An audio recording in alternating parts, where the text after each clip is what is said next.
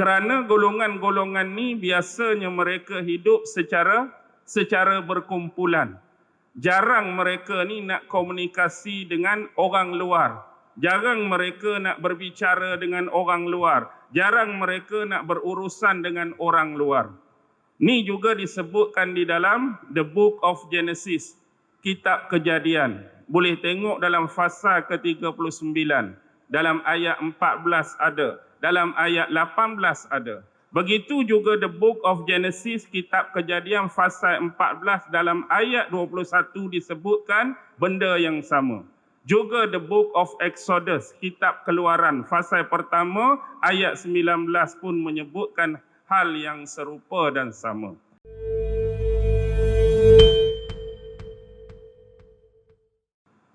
A'udzu billahi minasyaitonir rajim. Bismillahirrahmanirrahim. Assalamualaikum warahmatullahi wabarakatuh. Ramai di antara kita sedia maklum tentang kalimah, tentang perkataan Bani Israel. Sama ada yang kita temui di dalam kitab-kitab suci Al-Quran ataupun kitab-kitab yang lain, yang mungkin juga dapat ditemukan oleh saudara dan saudari sekalian di dalam mana-mana makalah, jurnal penulisan akademik dan sebagainya. Dan malam ini saya bukanlah orang yang terbaik, yang paling alim, yang paling mengerti berkaitan dengan tajuk ini. Tetapi atas dasar amanah dan tanggungjawab, marilah sama-sama kita mengenali secara lebih kurang siapakah yang disebutkan dengan istilah Bani Israel. Baik, sebelum memulakan tentang Bani Israel, kita harus memahami timeline para utusan Allah Subhanahu wa Ta'ala yang namanya para nabi dan rasul. Kerana jurai dan genealogi berkaitan Bani Israel ini akan bermula daripada salah seorang nabi daripada keturunan Nabi Allah Ibrahim alaihi salam. Jadi sebelum kita memulakan hal tersebut, ada beberapa perkara yang harus kita titik beratkan. Pertama, bila kita nak sembang, kita nak bincang berkaitan dengan Bani Israel, ada 3 perkara yang cukup penting yang harus kita faham pada peringkat muqaddimah dan permulaan. Pertama, apa yang disebut dengan istilah Ibrani. Yang kedua, Bani Israel. Dan yang ketiga, Yahudi. Ibrani, Bani Israel dan Yahudi ini adalah begitu sinonim dan dekat, tetapi mempunyai makna dan maksud yang berbeza. Yang pertama yang seharusnya kita faham ialah Ibrani. Ibrani ada juga yang menyebutnya dengan kalimah Ibri, Ibriyun, Ibraniyun. Dan selalunya kalimah-kalimah ini begitu dekat dan sinonim, yang selalu dinisbahkan dengan Nabi Allah Ibrahim alaihi salam yang mempunyai kata dan pemaknaan yang hampir sama. Baik, dari mana kalimah Ibrani ini muncul? Kalimah Ibrani ini datang daripada kata dasar, daripada cuma 3 huruf, Ain, Ba dan Ra, Ibir. Dan inilah yang tercetusnya kalimah Ibrani ataupun Ibri. Selalunya Ibrani ini yang tuan-tuan faham, yang tuan-tuan maklum, berkaitan dengan bangsakah dia, berkaitan dengan agamakah dia, atau lebih dominan berkaitan dengan bahasa. Yang mana selalunya Ibrani ini? Bangsa ke, agama ke, bahasa? Bahasa. Selalu identik kalimah dan perkataan Ibrani ini dengan bahasa. Sebagai contoh, kitab Taurat Nabi Allah Musa alaihi salam diturunkan di dalam bahasa Ibrani. Tapi sebelum tu kita nak faham dari mana munculnya kalimah ini. Ada beberapa pandangan, beberapa pendapat dan beberapa riwayat. Yang pertama ialah kalimah ibir ini dikatakan bermakna berpindah ataupun konteks penghijrahan Nabi Allah Ibrahim alaihi salam dari satu tempat ke satu tempat dan berakhir di bumi Kan'an yang kita sebut sebagai bumi Palestin. Bagaimana ini boleh berlaku? Kita sedia faham, kita sedia maklum bahawa Nabi Ibrahim ini asal dia daripada bumi Faddam Aram, iaitu di kota Babylon yang sekarang berada di dalam wilayah sempadan geografi negara Iraq. Di situlah dahulu Nabi Allah Ibrahim pernah bersemuka dengan seorang pemimpin yang dikatakan the greatest pemimpin, pemimpin yang hebat yang selalu disinonimkan dengan nama Nimrod ataupun Namrus. Dan akhirnya berlaku kisah pembakaran Nabi Allah Ibrahim alaihi salam. Dan selepas peristiwa itu Nabi Allah Ibrahim membawa diri bersama isterinya dan ahli keluarga yang lain, termasuklah anak saudara baginda yang juga seorang Nabi dan Rasul. Jadi siapakah anak saudara Nabi Ibrahim yang juga Nabi dan Rasul? Siapa? Siapa? Nabi mana? Nabi Lut alaihi salam. Jadi Nabi Lut itu dalam sejarah adalah anak saudara Nabi Allah Ibrahim alaihi salam, Lut bin Haran. Haran itu dikatakan adik kepada Nabi Allah Ibrahim alaihi salam, bapa kepada Nabi Lut. Jadi mereka berhijrah dan berpindah dari satu tempat ke satu tempat dan berakhir di bumi Palestin. Manakala Nabi Lut diperintahkan oleh Allah untuk menuju ke bumi lain yang disebut bumi Sodom and Gomorrah, yang terkenal dalam sejarah berlakunya penyimpangan konteks sosial. Lelaki suka lelaki dan perempuan menyukai sesama perempuan.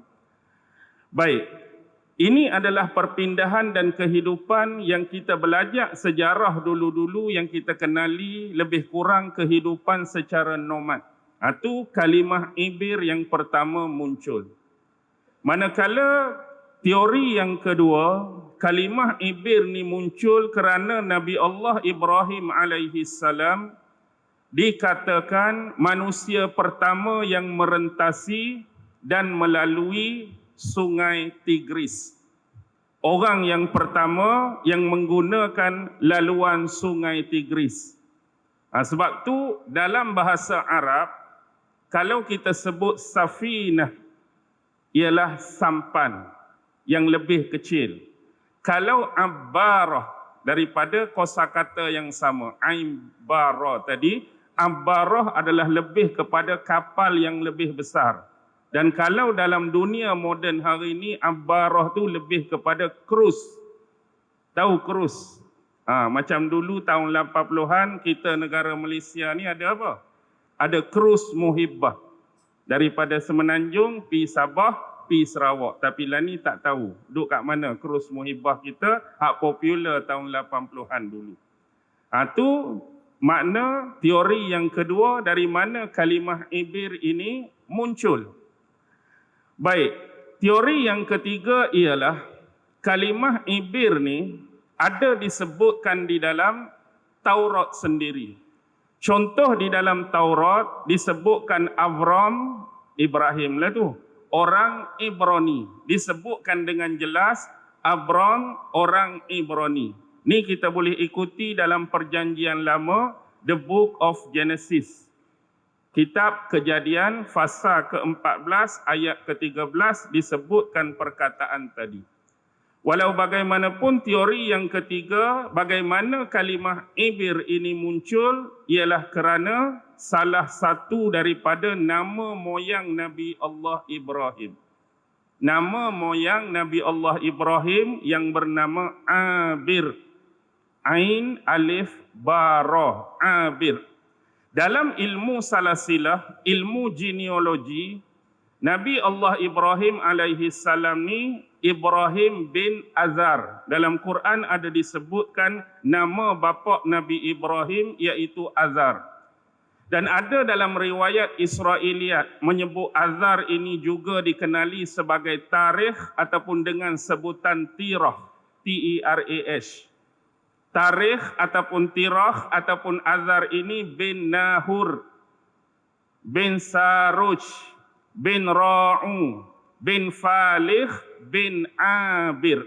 Jadi ada moyang dia yang atas tu nama Abir. Abir bin Shalih, Shalih bin Arfakshad, Arfakshad bin Sam, Sam bin Nuh alaihi salam. Bermakna Nabi Allah Ibrahim adalah daripada keturunan Semitik. Maksud Semitik penisbahan kepada anak cucu Sam bin Nuh alaihi salam. Jadi teori yang ketiga ni adalah nama moyang beliau yang bernama Abir, maka muncullah pengistilahan Ibrani. Ni juga disebutkan berkaitan Abir ni dalam kitab Perjanjian Lama. Juga The Book of Genesis, kitab Kejadian. Boleh tengok dalam fasa yang ke-10. Ada dalam ayat 21, ada ayat 24, ada ayat 25. Dan satu lagi juga disebutkan dalam The Book of Genesis, kitab Kejadian, dalam fasa ke-11. Antara ayat 11, antara ayat 14 hingga ayat 17. Berkaitan dengan Abir, moyang kepada Nabi Allah Ibrahim alaihi salam. Manakala yang keempat ialah kalimah Abir ini selalu juga berada di dalam manuskrip lama atau kuno. Contoh di zaman Mesir kuno, ada disebutkan kalimah Abiru ataupun Khabiru, merujuk kepada Abir. Juga di dalam Asyur Babilonia, juga disebutkan dengan Abiru ataupun Khabiru. Tapi dalam dunia moden selalu ditulis dengan Habiru, H-A-B-I-R-U. Dia adalah merujuk kepada Ibrani. Jadi siapa Abiru, siapa Khabiru, siapa Habiru ini, ada sesetengahnya daripada pengkaji luar, pengkaji Mat Saleh, menyebutkan mereka adalah golongan-golongan Arab Badui daripada kalimah Aram yang mana keturunan dinisbahkan kepada Nabi Allah Ibrahim alaihi salam. Yang kelima, ada yang mengatakan makna Ibir ini ialah orang asing ataupun keterasingan bangsa. Kerana golongan-golongan ni biasanya mereka hidup secara berkumpulan. Jarang mereka ni nak komunikasi dengan orang luar. Jarang mereka nak berbicara dengan orang luar. Jarang mereka nak berurusan dengan orang luar. Ni juga disebutkan di dalam The Book of Genesis, kitab Kejadian. Boleh tengok dalam fasa ke-39. Dalam ayat 14 ada. Dalam ayat 18 ada. Begitu juga The Book of Genesis, kitab Kejadian fasa 14 dalam ayat 21 disebutkan benda yang sama. Juga The Book of Exodus, kitab Keluaran fasa pertama ayat 19 pun menyebutkan hal yang serupa dan sama. Jadi ini adalah beberapa dapatan, walaupun di sana ada lagi teori-teori lain yang dinisbahkan dengan munculnya kalimah Ibrani. Jadi sekurang-kurangnya saya dah bentangkan, saya dah persembahkan kepada tuan-tuan 5 di antara teori di mana penisbahan Ibrani ini muncul. Baik, tu yang pertama. Manakala yang kedua, ialah kita nak membahaskan tentang Israel. Israel ini selalu sinonim dengan keturunan ataupun bangsa. Di dalam Al-Quran sebagai contoh, Allah menyebutkan di dalam ayat 40 surah Al-Baqarah. A'udzu billahi minasyaitonir rajim. Ya bani Israil azkuru ni'mati allati an'amtu alaikum wa aufu bi ahdi ufi bi ahdikum wa iyaya farhabun. Wahai Bani Israel, wahai anak cucu cicit keturunan Israel, ingatlah dan kenanglah akan nikmat-nikmat yang telah kami berikan kepada kamu. Jadi sempurnakanlah janjimu terhadapku, maka ataupun nescaya aku akan menyempurnakan janjiku terhadapmu. Dan hanya kepada aku sahajalah engkau layak dan berhak untuk takut dan gerun. Dan ini adalah salah satu daripada penyebutan kalimah Israel ataupun Bani Israel di dalam Al-Quran. Jadi siapakah Israel yang sebenar? Israel yang dimaksudkan ada beberapa perkara yang kita harus faham. Kalau kita merujuk kepada Taurat, bagaimana nama Israel ini boleh muncul? Siapa sebenarnya Israel? Israel merujuk kepada Nabi Allah Yaqub alaihi salam. Jadi Yaqub itu Israel, Israel itu Yaqub. Bagaimana Nabi Yaqub mendapat nama Israel? Di dalam kitab Taurat, Perjanjian Lama, The Book of Genesis, Kitab Kejadian, Pasal 32, ayat 24 hingga ayat 32. Terkenal sejarah ini yang menjadi pegangan, iktikad dan keimanan golongan-golongan Yahudi. Bahawa suatu ketika dahulu Nabi Allah Yaqub pernah bergelut. Nabi Allah Yaqub pernah bergusti dengan siapa? Dengan Tuhan. Nabi Yaqub bergusti, bergelut dengan Tuhan. Dan ada pemahaman daripada orang Yahudi yang lain yang dimaksudkan dalam ayat tu bukan merujuk pada Tuhan, tapi merujuk pada malaikat Tuhan.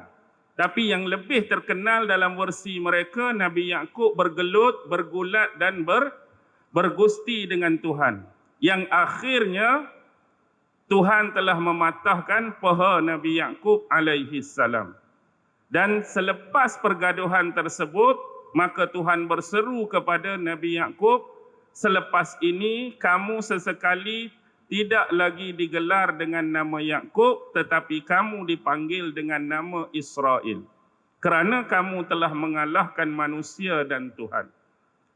Walaupun dari sudut pandang kita orang Islam, kisah ini seolah-olah mengandungi seumpama kisah dongeng, tahyul, berunsur khurafat, apatah lagi untuk dipercayai dan diimani kisah-kisah sebegini.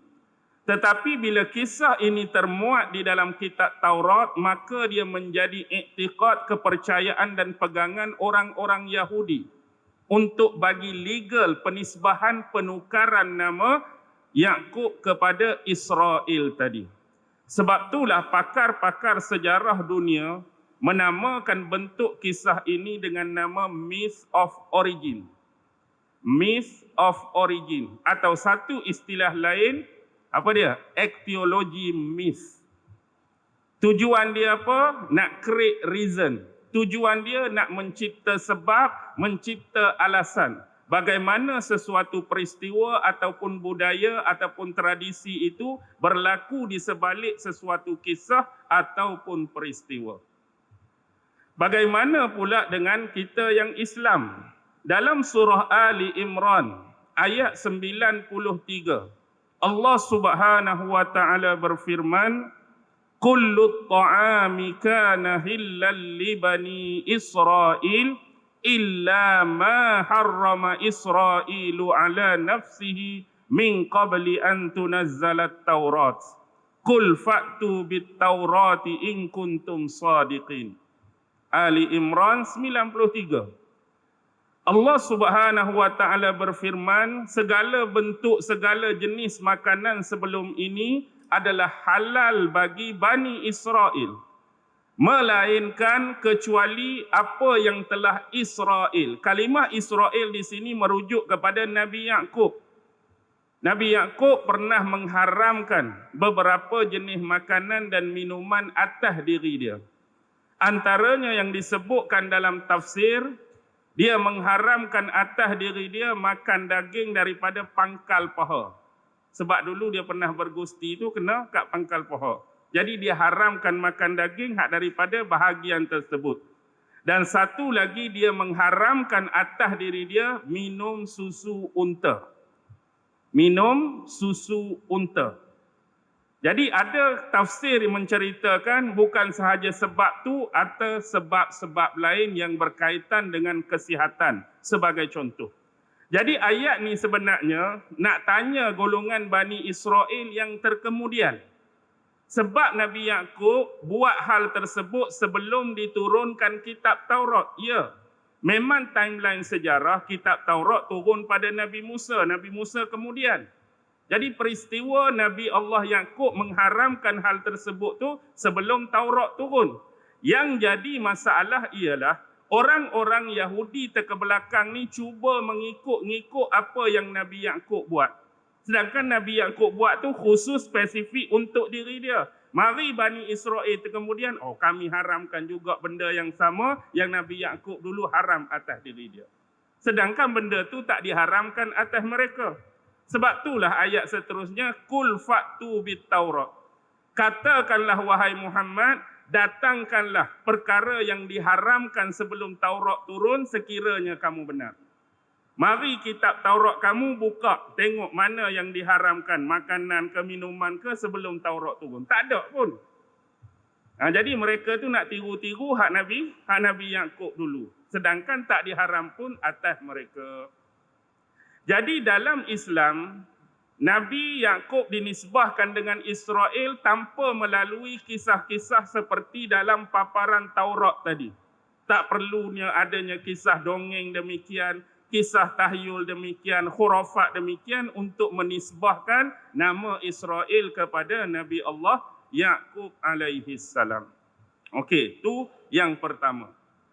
Manakala yang kedua ialah berkaitan dengan kecenderungan politik dan sempadan geografi.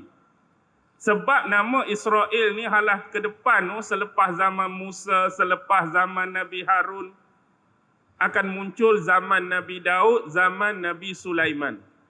Semua tahu selepas zaman Nabi Sulaiman wafat, maka berlaku perebutan kuasa di antara anak-anaknya iaitu Yarbaam atau dalam sejarah ada yang menyebut Yeroboam. Dan satu lagi anaknya Rohbaam atau disebut Rehoboam. Jadi atas dasar pertelingkahan dan pertikaian ni, bumi Palestin yang sebelum ni di bawah naungan dan pemerintahan Nabi Sulaiman dah pecah dua. Pecah dua. Yang atas disebut Israel Utara.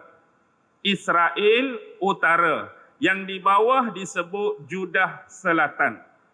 Disebut Judah Selatan. Jadi ada kumpulan yang 12 Bani Israel sokong Israel Utara, ada sebahagiannya sokong Judah Selatan. Nak faham senang saja. Hak sokong Judah Selatan bawah tu cuma dua suku sahaja. Pertama suku Yahuza, sebab nama Judah tu pun diambil daripada nama Yahuza. Yang kedua ialah adik Nabi Yusuf, Bunyamin. Jadi dah tolak dua, Israel Utara didominasi oleh 10 suku Bani Israel. 10 yang atas, 2 yang bawah. Atas nama Israel itulah. Teori yang kedua kata di situ Israel muncul. Benar hak tu dalam sejarah, tapi lebih awal siapa Israel? Kisah pertama tadi, Nabi Allah Yaqub alaihi salam. Okey. Yahudi ni saya akan ceritakan kemudian. Kita tengok daripada awal. Timeline para Nabi dan Rasul. Pertamanya ialah, bila sebut tentang Nabi Adam dan Nabi Allah Ibrahim alaihi salam. Nabi Adam dan Nabi Ibrahim ni digelar bapa kepada kesekalian manusia. Dan kadang-kadang dimasukkan nama Nabi Allah Nuh alaihi salam. Kenapa? Pertama Nabi Adam tu kerana manusia pertama yang dijadikan dan diciptakan oleh Allah Subhanahu wa taala. Atas sebab tu dia digelar bapa segala keturunan manusia. Manakala penisbahan kepada Nabi Nuh alaihi salam juga bapa kepada sekalian manusia, sebab zaman Nabi Nuh ni berlaku banjir besar yang hampir memusnahkan segala bangsa dan keturunan yang lain kecuali yang terselamat di atas kapal Nabi Nuh. Berjumlah lebih kurang 80 orang, ada riwayat sebut 83 sekali dengan anak Nabi Nuh, Sam, Ham dan Yafith. Jadi tak ada keturunan lain, tak ada bangsa lain kecuali haduk atas kapal. Jadi selepas banjir besar tu surut, maka inilah keturunan mula membiak. Walaupun ada lagi teori lain, ada kawasan-kawasan tak kena banjir, masih wujud golongan-golongan manusia di tempat lain. Baik, yang ketiga, Nabi Allah Ibrahim juga kenapa digelar bapa sekalian manusia? Kerana daripada sulbi yang mulia Nabi Allah Ibrahim ini terhasil dan terpencarnya dua bangsa yang besar. Pertama ialah Bani Israel melalui anaknya Nabi Allah Ishak. Yang kedua Bani Arab melalui anaknya Nabi Allah Ismail alaihi salam. Setakat ni lagu mana? Boleh faham? Jangan pening-pening. Baik. Pertama saya nak sebut Nabi Allah Adam alaihi salam. Ni kita tengok timeline. Dalam ilmu sejarah kita ada manhaj, kita ada metodologi atau dipanggil disiplin ilmu sejarah. Biasanya metodologi ataupun manhaj sejarah ni, dia cerita sejarah dalam bentuk kronologi. Maksudnya dia ada peringkat-peringkat dia. Kalau permulaan tu apa, tahun seterusnya tu apa, tahun seterusnya tu apa. Sama ada melibatkan kerajaan ke, raja-raja ke, pemimpin ke, ketamadunan ke, peradaban manusia. Biasa sejarah ni dia ikut kronologi. Tetapi kisah-kisah yang Allah rakam dalam Quran ni dia tak ikut kronologi. Maksudnya kadang-kadang cerita hak sebelum duduk belakang, cerita hak kemudian ada Allah cerita di depan. Sebab Al-Quran bukan kitab sejarah, Al-Quran bukan buku sejarah. Tetapi sebahagian sejarah diceritakan dalam Al-Quran. Kenapa tidak memakai metodologi dan kronologi tadi? Kerana Al-Quran ni dia bawa cerita dan pengkisahan untuk dapatkan pengajaran, untuk dapatkan ibrah, untuk dapatkan manfaat daripada kisah. Dia bukan nak detailkan satu-satu sejarah, tapi di sebalik sejarah tu apa faedah untuk kita? Apa manfaat untuk kita? Jadi dia duduk dalam keadaan berterabur dan bersimpang siur. Okey. Kalau nak kira, kalau nak ikut kronologi, patut Al-Quran cerita sejarah Nabi mana dulu? Kalau ikut betul. Patut Nabi Adam dululah. Tapi tak ada pun Nabi Adam. Dia cerita Nabi apa? Cerita Nabi Musa dengan Bani Israel. Lepas tu ayat 30 tu baru mari kisah Adam. Kalau nak kira betul, ikut step by step. Tidak. Tapi ada pengajaran yang perlu kita ambil. Baik, Nabi Allah Adam yang pertama disebutkan dalam Al-Quran sebanyak 25 kali. Nama Nabi Adam tu disebut 25 kali. Kemudian mari Nabi yang kedua, Nabi Allah Idris alaihi salam. Disebut cuma sebanyak 2 kali. Kemudian mari Nabi Nuh alaihi salam. Disebut 43 kali dalam Quran. Kemudian mari kisah Nabi Hud, cuma disebut 7 kali dalam Quran. Mari kisah Nabi Allah Saleh, cuma disebut 10 kali dalam Quran. Kemudian marilah permulaan kita nak start, Nabi Allah Ibrahim alaihi salam yang disebut 69 kali dalam Quran. Kalau anak saudara dia Nabi Allah Lut disebut 27 kali dalam Quran. Sekarang kita nak tune, kita nak pi kepada Nabi yang disebutkan Allah 69 kali, iaitu Nabi Ibrahim alaihi salam. Nabi Ibrahim dalam sejarah berkahwin dengan isteri yang pertama yang namanya Sarah. Kemudian selepas baginda masuk ke dalam wilayah Mesir, Masuk dalam wilayah Mesir, terjadi satu peristiwa yang mana raja yang memerintah Mesir, pemimpin yang memerintah Mesir waktu itu tertarik dengan isterinya Sarah. Kemudian dirampasnya daripada Nabi Ibrahim. Akhirnya dia nak buat perkara yang tak elok kepada Sarah, tetapi ditahan dan ditegah oleh Allah. Ringkas cerita, dia mengembalikan semula Sarah kepada Ibrahim. Bukan setakat kembalikan Sarah, tapi dia menghadiahkan seorang budak wanita yang lain yang dalam sejarah dikenali sebagai Hajar. Jadi Sarah ni, dia suruh Nabi Ibrahim mengambil Hajar sebagai pasangan hidup, sebagai isteri, sebab diri dia sendiri ni ada masalah mandul. Hajar tu mandul. Jadi hasil perkahwinan Nabi Allah Ibrahim dengan Hajar, maka Allah mengurniakan seorang zuriat, anak lelaki yang diberi nama Ismail.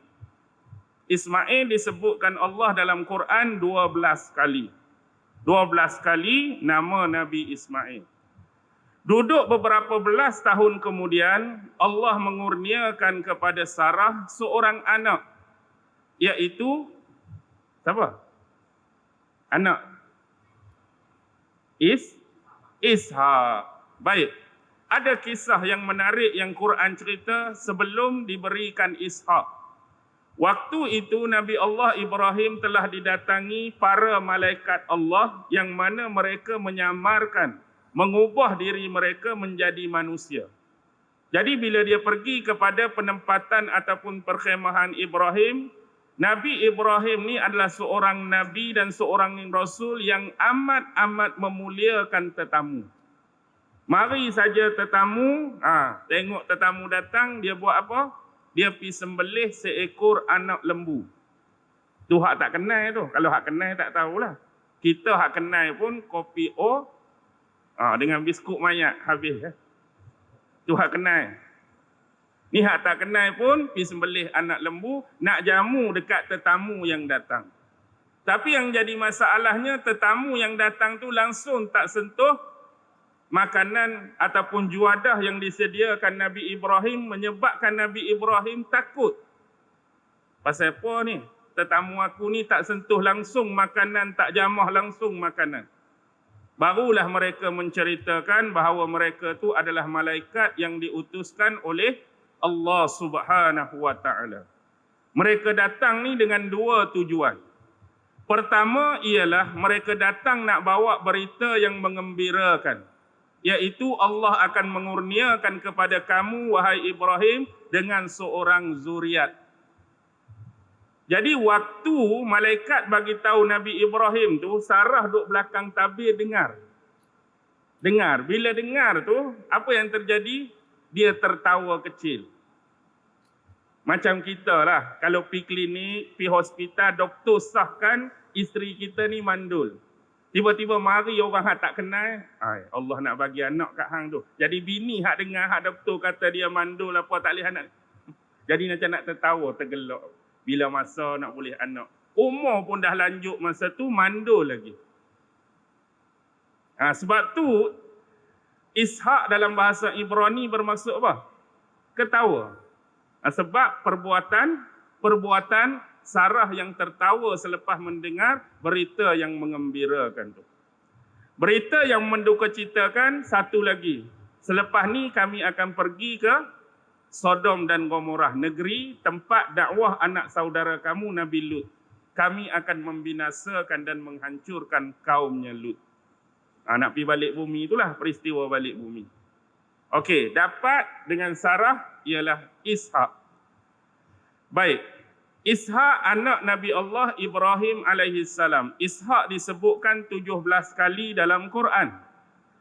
Ishak berkahwin dengan Rifqah. Isteri kepada Ishak adalah Rifqah. Ini mengikut Taurat. Rifqah ni kearaban. Kalau bahasa Inggeris, Rifqah ni apa? Agak-agak lah. Kalau nak tukar ke bahasa Inggeris, Rifqah ni apa? Rachel. Hebat tu boleh sebut Rachel tu. Bila abang ni sebut Rachel, saya teringat satu benda yang lawak dan melucukan. Tak apalah, teringat. Dulu waktu pi klinik, nak sambil tunggu nama ni, ada seorang misi tu, tak tahulah dia memang tak tahulah kot. Dia duk panggil kawan ni nama yang macam abang sebut, nama dia Rachel. Misi pun duk panggil. Rakil 14 kali tak ada siapa main. Lepas tu marilah tuan dia. Rachel ke? Oh, baca Rachel ke? Dia duk baca Rakil. Sebab ejaan macam mana? Rachel. Dia duk baca Rakil. Rachel. Tapi Rifqah kalau bahasa Inggeris, dia jadi Rebecca. Pernah dengar? Rebecca. Baik. Ishak berkahwin dengan Rifqah, dikurniakan oleh Allah sepasang anak kembar. Ingat, Ishak dengan isteri dia tadi melahirkan anak kembar. Yang sulung abang diberi nama Aish ataupun disebut dalam Taurat Aisu. E-I-S-U. Aisu. Manakala adiknya juga adalah lelaki. Adik Aisu itulah Nabi Allah Yaqub alaihi salam. Jadi Nabi Yaqub tu kembar dengan abang dia yang nama Aish. Baik. Yaqub pula disebutkan di dalam Al-Quran beza satu dengan bapak dia. Ishak 17 kali, Nabi Yaqub disebut 18 kali dalam Al-Quran. Okey. Ni kita nak start Nabi Yaqub. Nabi Yaqub ini di kemudian hari, sebab dia jadi macam, kita kata apa? Bergaduh-bergaduh ni kita nak panggil apa? Ada macam pergaduhan dalam keluarga. Sebab Rahil ni, Rifqah ni dia nak hak kesulungan, dia nak hak kenabian tu pindah dekat anak dia yang nama Yaqub. Sepatut dapat kat siapa? Patut dapat kat abang sulung nama Aish. Kat abang sulung nama Aish. Kalau kita baca dalam Taurat, kalau saya boleh cerita, tapi Taurat Israiliyat lah. Sebelum ni, Aish ni dia nak dapatkan doa keberkahan dan hak kesulungan dia sebagai seorang Nabi selepas Nabi Ishak ni, dia pernah minta dengan Nabi Ishak. Jadi, satu hari pada waktu tu, Nabi Ishak ni dah berumur lanjut, berusia tua, mata dia ni dah kabur, tak cam dah. Siapa hak bercakap depan dia. Jadi dia kata dekat anak dia Aish ni, hari ni bapak nak makan apa jenis. Kena dia pi masuk gurun Sahara, masuk hutan cari binatang. Rusa ke kijang lebih kurang macam tu. Jadi bila balik kamu masak mengikut masakan kegemaran bapak. Jadi lepas bapak makan, lepas tu bapak akan berikan hak tersebut pada kamu. Jadi mak ni, isteri dia Rifqah dengar. Dan bila Aish ni keluar cari binatang tadi, maka dia panggil Nabi Yaqub, dia pakaikan pakaian Aish pada Nabi Yaqub. Sebab apa? Nabi Ishak tu dia tak nampak dah. Dia pakaikan pakaian Aish pada Nabi Yaqub alaihi salam. Jadi dia minta Nabi Yaqub ni menyamar jadi Aish, minta lebih awal sementara abang dia tak balik lagi. Jadi kawan ni, Nabi Yaqub pilah minta hak kesulungan dan hak kenabian tu dengan siapa? Dengan bapak dia Nabi Ishak. Jadi bila minta tu pelik. Sentuh pada pakaian ni milik Aish. Tapi suara siapa? Suara Ishak. Akhirnya diberikan hak kesulungan dan hak kenabian, didoakan oleh Nabi Ishak kepada Nabi Yaqub. Kemudian baliklah kawan tu. Masak ikut bapak nak, kemudian pi tiba-tiba, bukan tadi kamu ke? Bukan.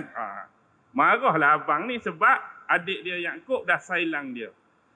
Jadi mak dia bimbang, takut adik dia ni, abang dia ni buat apa-apa yang kita kata tak seronok lah. Maksudnya bunuh ke, pukul ke apa. Jadi dia minta Yaqub ni kembali kepada tempat nenek moyang dia yang lama. Di mana bumi Nabi Ibrahim balik ke Faddam Aram. Jauhkan diri daripada Aish. Aish pula bawa diri. Ada riwayat yang menyebut dia digelar sebagai Abu Rum. Bapa kepada segala keturunan Rum. Sebab dia berhijrah ke arah sana. Duduk tak lama, duduk di tempat bapa saudara dia Laban. Laban ni siapa? Adik-beradik mak dia Rifqah. Jadi duduk di sana, dia berkahwin dengan anak pakcik dia, itulah Laban. Perkahwinan yang pertama Nabi Yaqub dengan kakak yang sulung, nama dia Layyah ataupun disebut Liyah, L-E-A-H. Kemudian dia berkahwin dengan adik kepada Layyah, Rahil. Syariat terdahulu membenarkan perkahwinan adik-beradik serentak. Jangan buat hal, jangan duk bawa syariat tu mai kita. Baik. Isteri yang kedua namanya Rahil. Jadi isteri pertama Layyah dengan Rahil tu adik-beradik. Jadi selepas Nabi Allah Yaqub dah diberi keizinan untuk kembali semula ke Palestin, maka dalam perjalanan tu, sebelum dia kembali tu, bapa mertua kepada Nabi Allah Yaqub tu bagi 2 orang wanita. Sebenarnya satu tu kita kata bibi lah sebagai pengasuh isteri pertama, dan seorang lagi bibi dan pengasuh kepada isteri yang kedua. Jadi nama Zalfah dan Balhah. Jadi keempat-empat ni menjadi isteri Nabi Allah Yaqub alaihi salam. Jadi kita ada Layyah, kita ada Rahil, kita ada Zalfah, kita ada Balhah. 4 orang isteri. Jadi dari mana munculnya Bani Israel? Israel tu Nabi Yaqub, jadi Bani Israel bermaksud anak-anak Nabi Allah Yaqub alaihi salam. Jadi Bani Israel tu dalam Quran merujuk kepada anak-anak Yaqub. Jadi ada berapa orang? 12 orang. Baik. Isteri yang pertama Layyah melahirkan 6 orang anak. Pertama disebut Raubin. Yang kedua Syamun ataupun Simeon. Yang ketiga Levi. Yang keempat Yahuza. Yang kelima Izakar ataupun disebut Yashakir. Yang keenam Zebulun. Jadi ada Raubin, Syamun, Levi, Yahuza, Izakar, Yashakir, Zabulun. Manakala isteri yang kedua, Rahil, ini adalah ibu kepada Nabi Allah Yusuf alaihi salam. Jadi Nabi Yusuf tu anak Nabi Yaqub dan adik dia Bunyamin. Tetapi umur Rahil ni tak panjang. Dikatakan meninggal selepas beberapa ketika melahirkan Bunyamin, Rahil meninggal. Jadi 6 pertama dengan Rahil dapat 2. Jadi berapa? Dah ada 8 orang. Isteri yang ketiga Zalfah juga melahirkan 2 orang. Jad dan Ashir atau disebut Gad dan Ashir. 8 campur 2, 10. Dan isteri terakhir keempat Balhah Dan. Dan tu Dan lah nama dia Dan. D-A-N-N. Lepas tu Dan hak saya nak sebut Dan. Naftali. Jadi 10 campur 2, 12. Jadi lengkaplah Raubin, Syamun, Levi, Yahuza, Izakar, Zebulun, Yusuf, Bunyamin, Jad, Ashir dan Naftali. Tak ada anak perempuan, ada riwayat menyebutkan hak isteri pertama tu 6 orang lelaki, ada seorang anak perempuan yang bernama Dinah. Dinah, satu-satunya anak perempuan Nabi Allah Yaqub. Tapi kita nak fokus kepada Bani Israel yang 12. Jadi itulah 12 yang dimaksudkan Bani Israel, anak-anak Nabi Yaqub alaihi salam. Cuma bila kita tengok dalam Quran dalam surah Al-Maidah sebagai contoh. Dalam surah Al-Maidah. Ayat 12. وَلَقَدْ أَخَذَ اللَّهُ مِيثَاقَ بَنِي إِسْرَائِيلَ وَبَعَثْنَا مِنْهُمُ 12 نَقِيبًا. Sesungguhnya Allah telah melakukan perjanjian dengan Bani Israel dan telah mengangkat 12 orang daripada kalangan mereka sebagai nakib.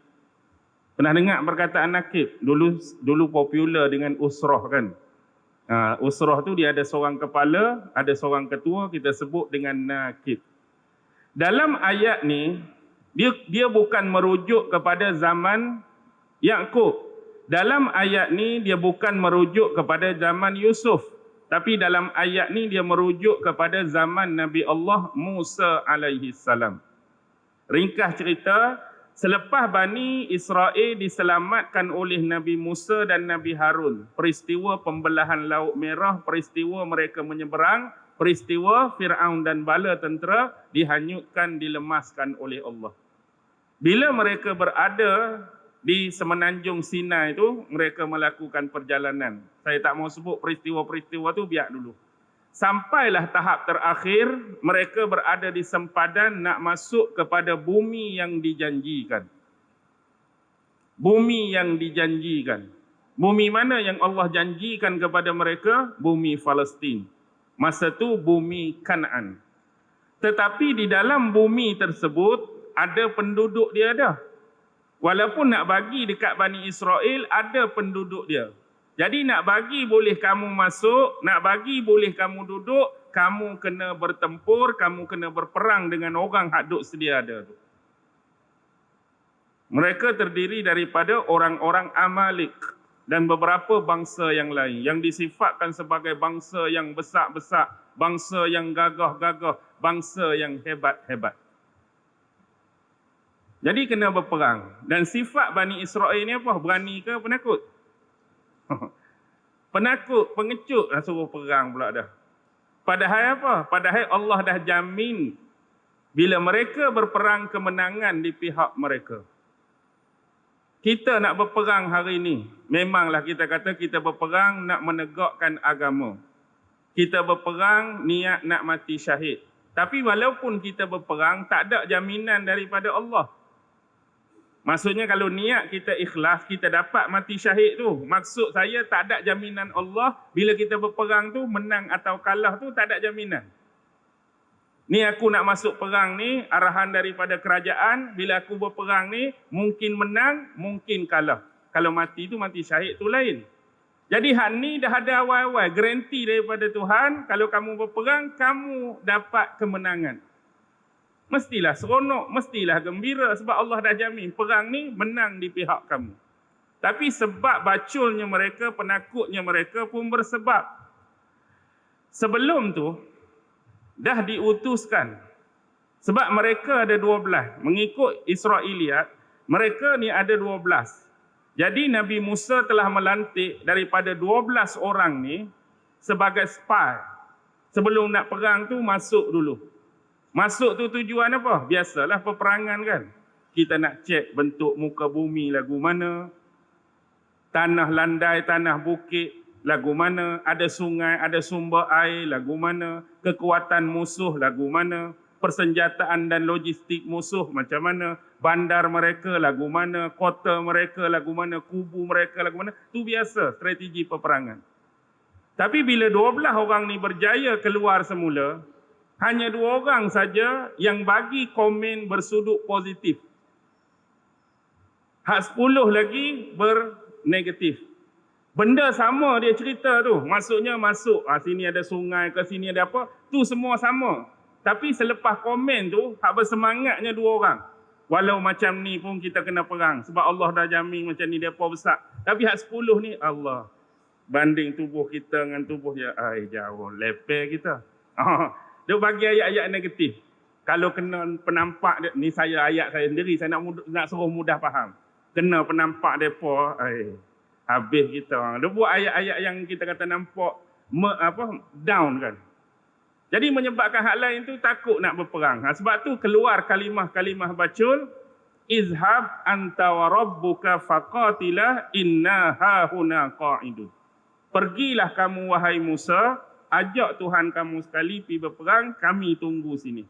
Kalau menang, kami masuk. Kalau kalah, kami pun cabut. Bacul tak? Bacul lah. Kalau nak suruh Nabi Musa saja, okey lagi. Ajak Tuhan kamu sekali. Melampau-lampau. Jadi mereka tak berani nak masuk. Sebab tak berani itu akhirnya jadi apa? Sebab ketidakberanian mereka masuk, maka Allah telah menyesatkan mereka. Bukan maksud menyesat dari sudut akidah yang sesat tu. Mereka jadi sesat di banjaran ataupun Sahratih, padang pasir tih selama 40 tahun. Sebab keengganan masuk nak berperang tadi. Sedangkan kewajipan jihad pada mereka telah berlangsung dah tu.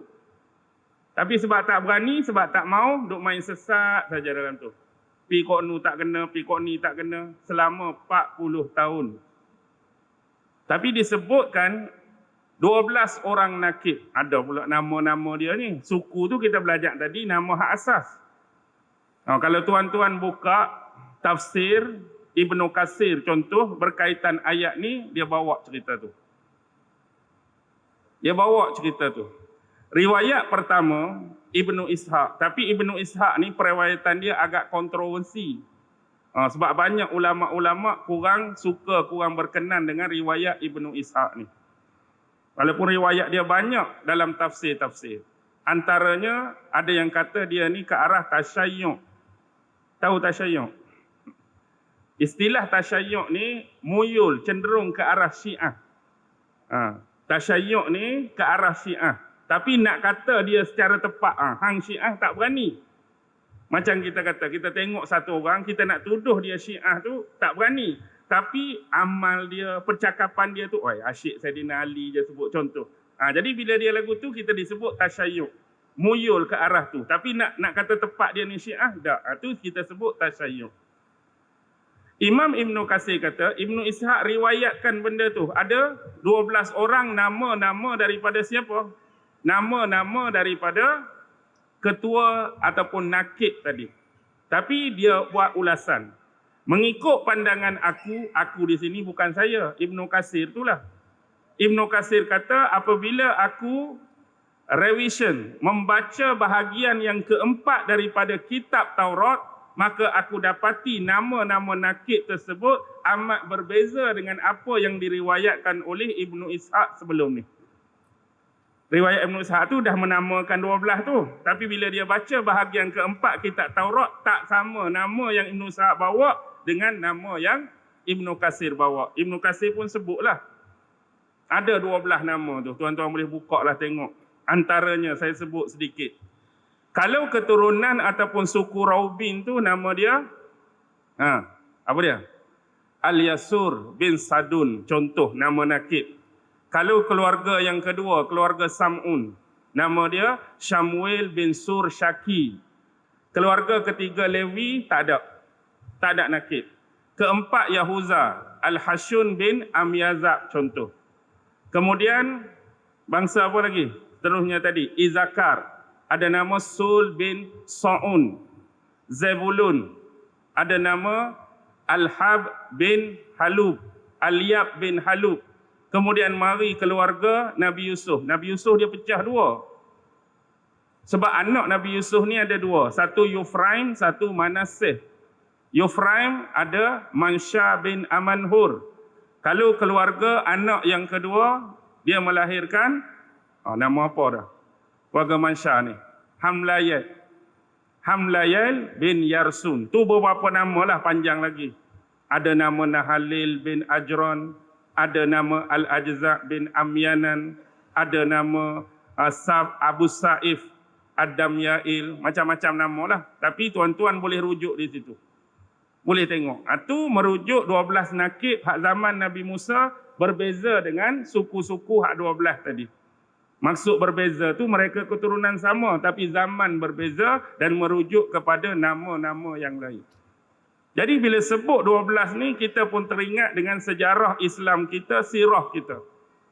Ingat tak bila berlaku perjanjian Aqabah antara Rasulullah dengan penduduk Madinah yang pi buat haji. Ada Aqabah 1, ada Aqabah 2. Ada berapa orang yang melakukan perjanjian dengan Rasulullah? 12 orang.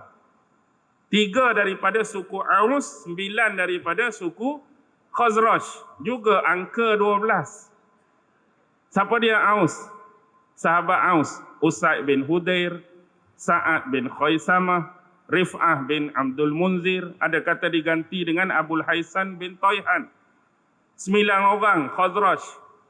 Abu Umamah, As'ad bin Zurarah, Sa'ad bin Rabi', Abdullah bin Rawaha, Rafi' bin Malik, Al-Barra' bin Ma'rur, Ubadah bin As-Samit, Sa'ad bin Ubadah, Abdullah bin Amru dan Al-Munzir bin Umar. Ni 9 orang campur dengan Aus 3 orang, 12 juga. Baik, kembali kepada Bani Israel tadi. Jadi anak Nabi Allah Yaqub melahirkan Nabi pula, iaitu Nabi Yusuf alaihi salam. Bahkan dalam Quran Allah letak nama khusus satu surah atas nama Yusuf. Anak Nabi Allah Yaqub salah seorang suku Bani Israel. Jadi di sinilah zaman Nabi Yusuf nilah berlaku perpindahan hak asal daripada bumi Kanaan di Palestin ke bumi Mesir secara beramai-ramai. Kisah Nabi Yusuf ni unik. Nabi Yusuf ni waktu umur 17 tahun. Kalau dalam Quran surah Yusuf ayat 4. Dia bermimpi kan? Iz qala Yusufu li abihi ya abati inni ra'aitu ahada asyara kawkaba wasyamsa wal qamara ra'aituhum li sajidin. Dan ingatlah peristiwa ketika mana Yusuf mengadu berkata-kata kepada bapaknya, sesungguhnya aku telah melihat di dalam mimpiku ada 11 bintang, matahari dan bulan semua ni sujud padaku. Ni Quran sebut. Dan bila diceritakan kepada Nabi Yaqub berpesan kepada anak dia Nabi Yusuf, jangan sesekali kamu menceritakan mimpi kamu kepada abang-abang kamu. Tu versi kita Al-Quran. Tapi berbeza dengan Taurat. Kalau ikut Taurat ataupun ikut sejarah mereka, ada satu lagi mimpi yang lebih awal. Nabi Yusuf bermimpi macam mana? Nabi Yusuf bermimpi dia sedang mengikat jerami. Dia sedang mengikat jerami bersama dengan adik-beradik hak lain. Tiba-tiba selepas dia ikat dan dia letak jerami itu, jerami Nabi Allah Yusuf bangun, tertegakkan sendiri. Jerami itu bangun tegak. Kemudian hak abang-abang dia ikat juga bangun dan tegak dalam keadaan mengelilingi jerami Nabi Yusuf duduk tengah. Maksudnya hak dia duduk tengah, sebelah jerami lain tu duduk keliling. Dan apa yang berlaku selepas tu, semua jerami ni seolah-olah tunduk sujud pada jerami hak Nabi Yusuf ikat di tengah-tengah. Jadi Nabi Yusuf cerita mimpi dia kepada abang dia. Lagilah abang dia nak marah. Lagilah abang dia dendam kat dia bila mimpi dia lagu tu. Sebelum mimpi tu, yang awal mereka nak marah sebab Nabi Allah Yaqub bagi jubah dia pada Nabi Yusuf. Dia ada satu jubah yang istimewa, jubah yang special, Nabi Allah Yaqub bagi pada Nabi Yusuf. Patutnya bagi kepada abang-abang hak lebih tua, tapi mereka rasa tak seronok. Lepas tu mimpi pula lagu tu, hak mereka pula tunduk dekat jerami dia, lagi nak marah. Kemudian baru mimpi hak sama macam Quran cerita. Tengok ada 11 bintang, 11 planet, matahari dan bulan sujud. Tetapi versi Taurat, Nabi Yusuf cerita dekat bapak dia Nabi Yaqub selar balik Nabi Yusuf. Maksudnya marah balik dekat Nabi Yusuf. Kemudian hak Quran jangan cerita kan. Tapi hak Taurat dia cerita dah kat adik-beradik dia hak lain. Lagilah nak marah. Kemudian timbul pula versi nama bintang tu pula. Dalam tafsir disebut dengan penisbahan nama Nabi. Saya tak syok, saya tak seronok. Sebab ramai ulama kata hadis ni bersifat dhaif. Ada yang nisbahkan ni hadis, Nabi sebut nama-nama tu. Tapi ulama kata dhaif. Tapi kita sebutlah sebab versi. Not absolute ya. Bukan untuk jadi pegangan.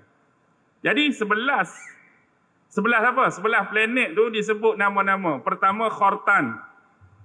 Yang kedua Torik. Yang ketiga Zayyal. Yang keempat Zulkanafat. Yang kelima Qabis. Yang keenam WhatsApp. Bukan WhatsApp, telefon. WhatsApp. Wow, baris atas sa, lepas huruf ta tu sa, alif, ada saddah.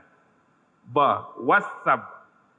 Lepas WhatsApp, yang ke-7 Amudan. Yang ke-8 Failak. Yang ke-9 Musabbih. Yang ke-10 Ad-Daruh. Yang ke-11 Zulfaraq. Dan untuk matahari diberi nama Diya. Dan untuk bulan Nur. Cuma versi saja saya sebut. Bukan untuk jadikan pegangan ni. Dalam tafsir ada disebut. Tengok Ibnu Katsir daripada Ibnu Jarir. Mungkin dia ambil daripada tafsir At-Tabari. Okey. Selepas mimpi tersebut, maka berlakulah kisah. Kalau dalam tafsir Quran, abang-abang dia ni minta dengan bapa nak bawa apa? Nak bawa adik pergi main-main lah kononnya. Jadi bawa adik pergi main-main. Lepas tu, apa yang terjadi? Mereka ambil Nabi Yusuf letak dalam telaga. Kemudian ambil baju Nabi Yusuf tu letakkan darah. Ada riwayat sebut darah serigala. Dan tafsir Israiliyat sebut sampai tahap Nabi Yaakob ni pi tempat mereka bermain tu, seru, panggil semua serigala dan keturunan dia ada, betul ke ada di antara kamu yang telah makan anakku? Seekor serigala pun tak mengaku. Depa serigala pun kena fitnah. Tapi itu Israiliyat lah nak abaknya. Kalau sebenarnya benda-benda macam ni kita nampak, pelik. Ada ke cerita macam ni? Bukan kata tak ada. Tuan-tuan tu baca ke tak? Tasih ada tu. Bukan saya nak membenarkan kisah tu. Saya nak abak. Riwayat-riwayat macam ni cukup banyak. Cukup banyak. Kita cerita atas dasar apa? Kejujuran dalam menukil. Benda tu ada. Tapi kita tak jadikan dia muktamad dan absolut. Bukan nak jadikan pengajaran. Sampai tahap tu. Jadi yakinlah dia bahawa abang-abang dia ni telah membohongi Nabi Yaakob. Yang adik dia ni tak tahu pergi ke mana. Tak tahu pergi ke mana. Sebab yang paling penting dalam tafsir menyebutkan baju tu tak terkoyak. Dia cuma lumur darah saja. Dia ambil darah lumur bawa balik baju yang elok. Jadi di situlah Nabi Yaakob dapat detect, dapat trace. Nampak tak logik. Seolah-olah terlampau cerdiknya serigala tu sebelum nak makan, tanggal baju dulu. Tanggal baju, sebab tu baju tu elok, makanlah Nabi Yusuf. Bila makan, ambil balik. Kenyang hari ni. Dan ni saya sendiri. Seolah nampak sangat. Nampak tak masuk akal sangat. Patutnya dah kena serigala, terkoyak lah, apalah semua sekali. Akhirnya letak dalam apa? Letak dalam telaga. Kalau versi Taurat dia berbeza. Versi Taurat dan sejarah ni, asalnya abang mereka sedang mengembala. Nabi Yaakob suruh anak dia Nabi Yusuf pergi cari abang dia. Mereka mengembala di satu tempat nama Shechem. Shechem nama tempat tu. Kalau ikut Taurat, kemudian berjumpa dengan abang dia bukan di Shechem, satu tempat nama Dotan.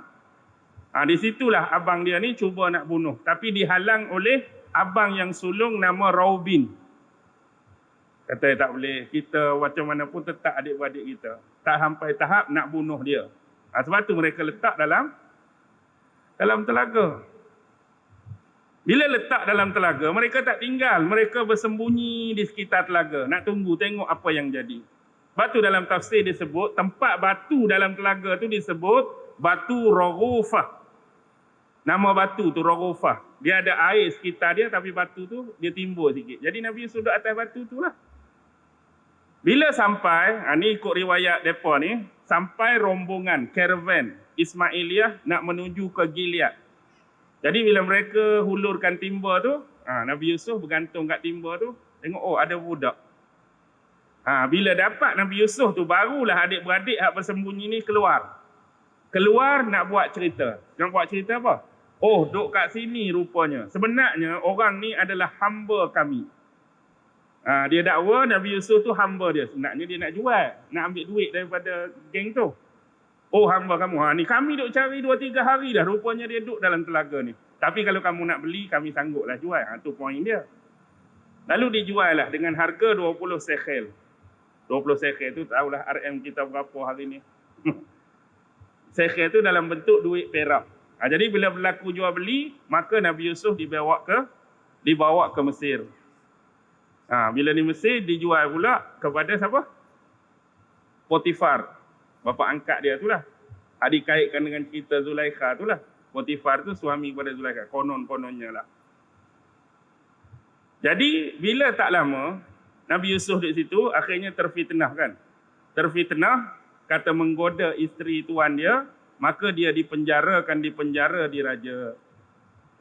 Duduk di situ, lama kelamaan duduk 2-3 hari, masuk pula 2 orang. Satu tu ketua hamba diraja dengan pembuat roti diraja. Jadi mereka duk menyembang-nyembang, akhirnya ringkas cerita sama lebih kurang macam Quran, dua orang ni bermimpi kan. Bermimpi. Hak mula-mula mimpi lagu mana? Hak hamba diraja tu, ketua hamba diraja. Dia bermimpi, dalam mimpi dia melihat pokok anggur bertangkai 3. Beranting 3 tangkai. Beranting 3. Dan ranting tu asalnya berbunga indah. Lama kelamaan jadi buah yang ranum. Jadi kemudian dalam mimpi tu dia dapat lihat dia sedang pegang gelas Fir'aun. Jadi dia ambil anggur tu, dia perah. Dia ambil anggur, dia perah. Ambil anggur, nak bagi dekat Fir'aun. Mimpi dia lagu tu. Mimpi hak yang kedua pula, dia mimpi dia sedang memikul 3 bakul roti. Dia buat roti ni khusus untuk bagi kepada tuan dia Fir'aun. Kemudian tengah jalan tu, mari burung ambil. Mari burung ambil. Habis roti dia. Jadi dua ni tanyalah tafsir mimpi. Apa maksud dia? Dia kata, bermula pada hari ini, 3 hari akan datang, maka kamu akan berada di posisi kamu yang asal. Kamu akan jadi pelayan ketua hamba bagi Fir'aun. Kamu akan dibebaskan 3 hari daripada tarikh ni. Saya pula lagu mana? Kamu pula akan dihukum. Hak yang kedua tadi, akan dihukum. Dengan cara apa? Kamu akan digantung pada pokok dan selepas kamu digantung, kamu mati, mari burung-burung makan daging-daging mayat atau bangkai kamu tu. 3 hari lepas tu jadi sungguh. Sebenarnya apa yang berlaku 3 hari kemudian adalah hari ulang tahun. Birthday. Birthday pemerintah Mesir pada ketika tu. Jadi dibebaskan kembali. Nabi Yusuf pesan dah. Pada masa ni kamu ceritalah pasal aku. Aku ni sebenarnya orang daripada sekian, dibawa sekian-sekian, tapi aku ni difitnah, aku tak buat kesalahan tu. Kamu tolonglah cerita bila kamu keluar nanti. Tapi kawan tu terlupa nak cerita. Hak ni tak payah ceritalah, muka mati. Mati kawan tu, kena hukum. Jadi duduk tak lama Fir'aun sendiri yang bermimpi. Tapi Fir'aun ke zaman Nabi Yusuf ni? Ada naik nama Fir'aun tak dalam surah Yusuf? Dalam surah Yusuf. Surah Yusuf 100 lebih tu, satu nama Fir'aun pun tak naik. Yang naik Al-Malik. Sebab tu zaman mana? Zaman Hyksos memerintah. Hyksos memerintah Mesir hampir 500 tahun. Sebab tu ada selang dinasti Mesir ke-17 sampai dinasti Mesir ke-18 tu dia ada lopong. Akhir dinasti 17, nak masuk awal dinasti 18 ni lopong 500 tahun. Itu zaman Hyksos. Hyksos ni ialah Semitik Barat. Orang-orang Amalek yang dulu masuk ke bumi Mesir. Mereka yang memerintah. Itulah zaman Nabi Yusuf. Jadi dia mimpi apa? Malam pertama tu dia mimpi, dia berada di tebing sungai. Kemudian selepas tu nampak 7 ekor lembu yang gemuk-gemuk. Lembu gemuk-gemuk mari tebing sungai duk ragut rumput, makan rumput. Kemudian muncul pula 7 ekor lembu yang kurus. Lembu yang kurus pi makan lembu hak gemuk. Dalam mimpi dia, habis satu hal. Mimpi hari lain, mimpi lebih kurang yang sama, dia nampak 7 tangkai jagung. Tubuh jagung yang besar-besar. Tiba-tiba muncul jagung hak tak berapa nak elok, tu makan pula besar-besar. Jadi bila duk main lagu ni dia rasa tak seronok. Dia nak suruh orang takbir mimpi dia. Panggillah bijak pandai cendekiawan hak ada, seorang pun tak mampu, tak dapat nak takbir mimpi dia. Jadi barulah kawan tu teringat hak dulu tu. Allah, aku tak teringat kepada Yusuf. Dalam penjara dulu macam ni. Keluarkan Nabi Yusuf pi depan pemimpin Mesir pada masa tu, takwil mimpi aku. Dia berkata, selepas ni 7 ekor lembu yang gemuk dengan jagung hak baik tu merujuk kepada tahun kesuburan. Maksudnya bumi Mesir ni akan subur. Maksudnya disebutkan hak jagung tu bahagian pertanian dan tanaman akan subur, hak lembu tu penternakan binatang-binatang pun akan elok. Tapi hak dimakan kemudian tu menandakan 7 tahun selepasnya akan berlaku kemarau yang panjang. Tempoh dia pun 7 tahun. Jadi maksudnya nak buat macam mana? Hak sepanjang kita dapat laba hak 7 tahun ni, kita kena letak dalam gudang, dalam makhzan, dalam khazanah, simpan elok-elok persediaan untuk 7 tahun yang akan datang tu. Seorang ni yang dapat takwil juga. Sebab itulah Nabi Yusuf diberi apa? Diberikan pangkat dan kedudukan. Dia diberikan cok mohor diraja dan satu rantai emas diraja. Sebab tu dalam sejarah mereka Nabi Yusuf digelar Zifanes Panai. Tu gelaran Nabi Yusuf, Zifanes Panai. Dan kemudian dia dikawinkan dengan seorang wanita bernama Asinah. Kalau versi kita duk main Zulaikha tak habis kan? Satu wanita bernama Asinah. Siapa Asinah ni? Asinah ni ialah anak perempuan kepada Potifera. Potifera ni adalah Pedri Agung. Bila sebut Pedri itu jangan fikir Kristian. Masa tu tak ada Kristian lagi. Pedri ni maksudnya orang agama yang ada otoriti tinggi. Yang berpusat di On. Jadi menerusi perkahwinan Yusuf dengan Asinah tu, lahirlah dua anak saya sebut tadi. Yufraim dan Manaseh. Tu ikut versi mereka lah. Kalau versi ni, Nabi Yusuf. Apa yang berlaku, 7 tahun kemarau tu, dia bukan setakat berlaku di bumi Mesir, tapi memberi kesan kepada wilayah-wilayah sekitarnya termasuk Kan'an ataupun Palestin. Jadi di Palestin pun terkesan dengan kebuluran. Sebab itulah anak-anak Nabi Yaqub ni berhijrah ke Mesir untuk cari barang lah, makanan. Jadi minta kebenaran dengan bapa, pilah. Tapi dia kata apa? Kamu boleh pi, jangan bawa adik Yusuf. Siapa adik Yusuf? Bunyamin jangan. Takut jadi benda yang sama pula. Kamu bukan boleh percaya. Sebelum ni pun KO dah, kena tipu aku. Ni jangan bawa ni. Pi 10 orang je. Bila pi 10 orang, sampai sana Nabi Yusuf kenal adik-beradik dia.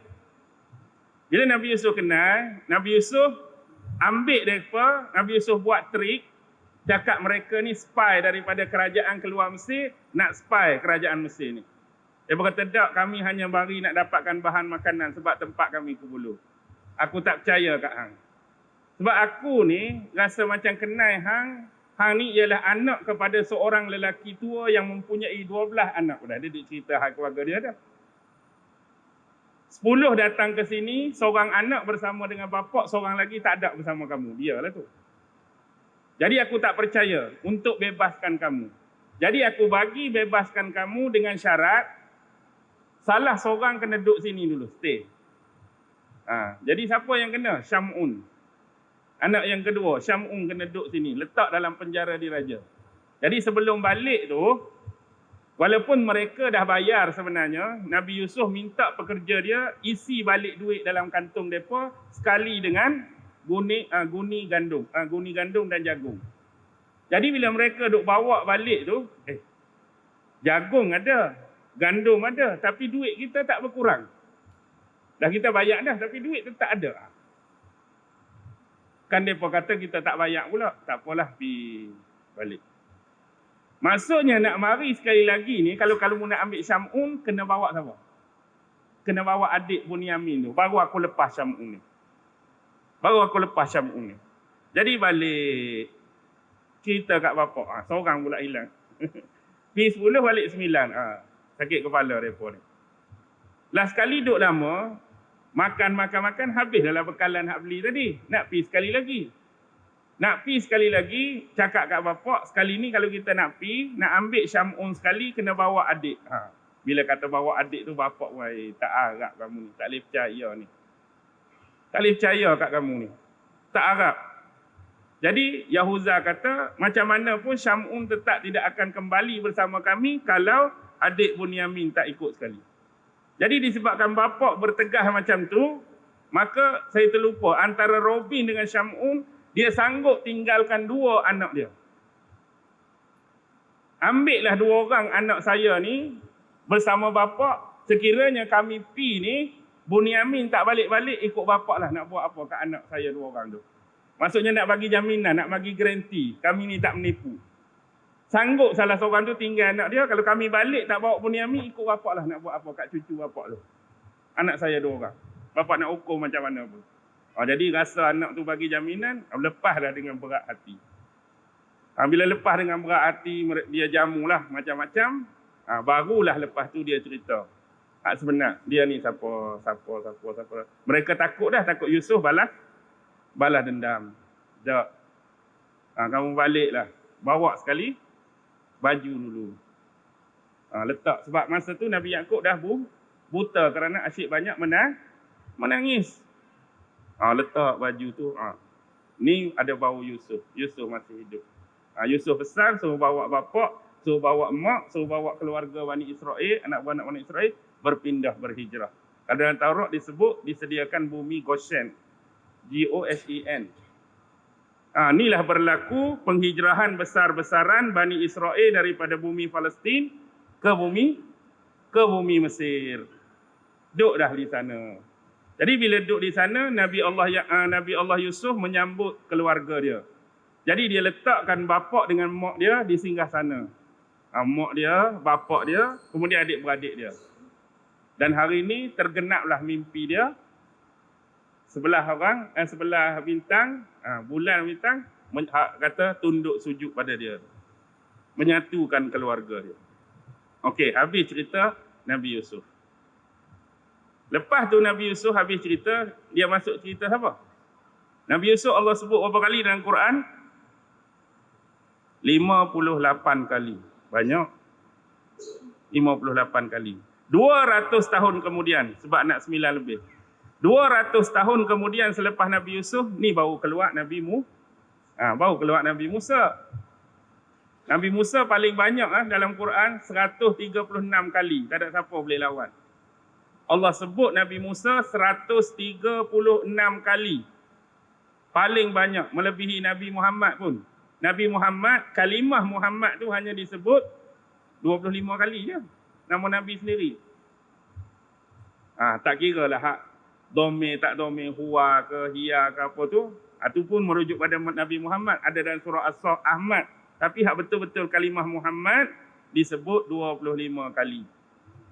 Okey, Nabi Musa, dia sezaman dengan Nabi. Abang dia Nabi apa? Nabi Musa tu adik, abang dia tu Nabi. Nabi dan Rasul juga siapa? Abang Nabi Musa siapa? Nabi Harun alaihi salam. Harun, abang Nabi Musa adik Nabi Harun. Okey, ni dua adik. Nabi Harun sikit je, 20 kali je Allah sebut. Nabi Musa ni 136 kali. Istimewa. Jadi zaman Nabi Musa ni, zaman Fir'aun memerintah. Ada kata Fir'aun Ramses, ada kata Fir'aun Merneftah, ada kata Fir'aun Akhenaten, ada kata hujung zaman Hyksos, wallahu alam, biarlah itu. Jadi Fir'aun zaman Nabi Musa ni, dia pernah bermimpi. Dia mimpi apa? Dia mimpi ada bola api yang besar muncul daripada Jerusalem, Baitul Maqdis. Bola api ni meluncur masuk dalam negeri dia Mesir. Bila bola api ni masuk dalam negeri Mesir, rumah Bani Israel duduk di Mesir tu hanya dia melewati rumah tersebut. Tak masuk. Tapi rumah penduduk Mesir semua masuk. Apa ni? Lebih kurang nak jadi balik hak mimpi tu. Bila tanya nujum dia, ahli tafsir dia kata satu masa akan lahir daripada Bani Israel seorang bayi yang akan meruntuhkan, menjatuhkan kerajaan tuanku. Seorang bayi yang lahir akan menjatuhkan dan meruntuhkan kerajaan tuanku. Sakit kepala Fir'aun. Tapi kita kena tengok, Fir'aun sebelum tu dia mengaku dia tu apa? Dia mengaku Tuhan. Patut tak payahlah Tuhan pening-pening. Tak payahlah telan Panadol dah hang Tuhan. Ni mimpi tu sikit orang cerita ada kerajaan jatuh. Sakit kepala Fir'aun tu. Tuhan ku mana? Pengakuan, claiming saja kan. Bukan Tuhan pun. Baik. Selepas pada tu, kenapa Nabi Harun dengan Nabi Musa berbeza? Zaman Nabi Harun, kenapa tidak berlaku pembunuhan beramai-ramai bayi Bani Israel? Zaman Nabi Musa tu berlaku pembunuhan Bani Israel. Sebab melalui mimpi tersebut, sebelum tu mereka dah bunuh ramai bayi Bani Israel. Akhirnya mereka berkumpul bincang balik. Apa nak jadi ni? Maksudnya mereka fikir macam ni. Selama ni yang jadi kuli, yang jadi buruh, yang jadi pekerja dalam negara kita, negeri kita ni Bani Israel. Kalaulah yang sekarang umur 50, umur 60 lah ni hadap bekerja. Satu masa mereka akan umur berapa? 70, 80. Maksudnya makin tua, makin tak larat, makin tak mampu. Generasi hak baru nak hidup, hak baru nak naik, nak ganti hak lama, beranak bunuh, beranak bunuh, beranak bunuh. Saat lagi nanti siapa nak? Hak duk ada dah makin tua. Lepas tu hak muda, hak baru nak ni, kita duk kutip bunuh. Siapa nanti nak jadi kutip? Betul juga. Bila betul tu mereka buat silang. Maksudnya tahun ni kalau tak bunuh, tahun depan bunuh. Tahun ni tak bunuh, tahun depan bunuh. Nak bagi ada. Jadi kebetulan lahirnya abangnya Nabi Harun tahun tanpa pembunuhan dan pembantaian Bani Israel. Zaman lahir Nabi Musa berlaku tu. Itulah sebab mak dia ni hanyutkan dia dalam sebuah kotak. Kotak hanyut pergi ke istana Fir'aun. Lalu ditemui oleh Dayang Asiyah. Asiyah binti Muzahim, isteri Fir'aun. Ambil buat anak angkat sebab dia tak ada anak. Sebab dia tak ada anak. Panjanglah, ada banyak versi lah. Sebab kata Fir'aun ni tak pernah sentuh Asiyah pun. Fir'aun ni tak pernah sentuh Asiyah. Maksudnya Allah jaga Asiyah daripada disentuh oleh Fir'aun. Sebab tu tak dapat anak, bukan sebab mando dan sebagainya. Ringkas cerita, tempat yang paling ditakuti oleh ibu Nabi Musa. Mana? Tempat Fir'aun itulah tempat yang paling takut. Tapi perancangan Allah lebih tinggi daripada itu. Allah nak Nabi Musa membesar tempat yang ibu dia paling takut tu. Membesar dalam istana Fir'aun, makan dan minum dengan makanan dan minuman Fir'aun, memakai pakaian Fir'aun, mendapat pelajaran daripada istana Fir'aun. Semua tempat yang ibu dia takut. Tapi Allah letak dia membesar di situ. Ringkas cerita, berlaku kesilapfahaman. Berlaku pergaduhan bangsa Kipti, keturunan Fir'aun tu, dengan Bani Israel. Bergaduh. Jadi Nabi Musa tengok, Nabi Musa nak pergi leraikan pergaduhan tu. Jadi bila duk bergaduh tu, dia nak lebih kepada siapa? Nak lebih kepada bangsa dia lah, Bani Israel. Akhirnya Nabi Musa tertumbuk. Sekali tumbuk, padam kawan tu. Mati. Tak sengaja lah. Bila mati, hanya kawan ni dua orang tahu. Jangan bagi tahu siapa. Jangan bagi tahu sesiapa. Jadi senyap orang duk cari, tak jumpa lah siapa. Esok tu dia kawan tu buat hal lagi. Hak dia tolong semalam tu buat hal lagi. Bila buat hal lagi, dia jadi bergaduh mulut dengan Nabi Musa sampai tersebut. Takkan hang nak pukul aku sampai mati macam hang pukul kau? Bila terlepas kata tu, orang lain dengar habis.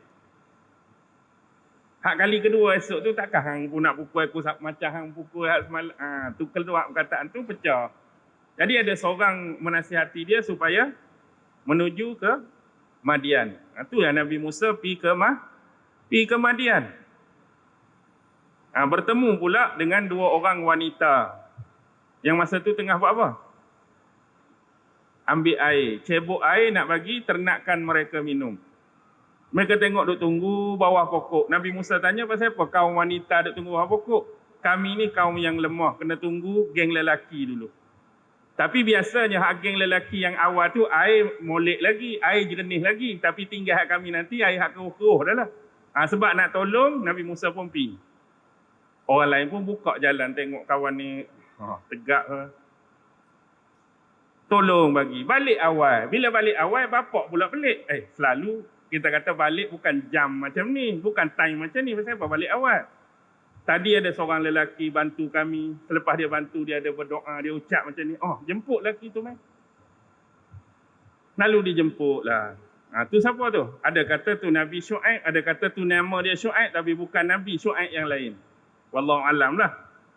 Jadi dikahwinkan dengan salah seorang anak Syuaib tu. Yang diberi nama Safura. Diberi nama Safura. Lepas beranak lebih kurang, kena kembali semula ke Mesir. Bila nak kembali semula ke Mesir, di pertengahan jalan, di kawasan Bukit Tursina tu, Nabi Musa tersesat jalan. Akibatnya bila dah malam, bila malam pula sesat jalan, duduk di kaki bukit. Akhirnya Nabi Musa nampak apa?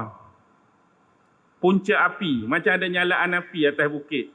Jadi dia kata, tunggu di sinilah kat isteri dia.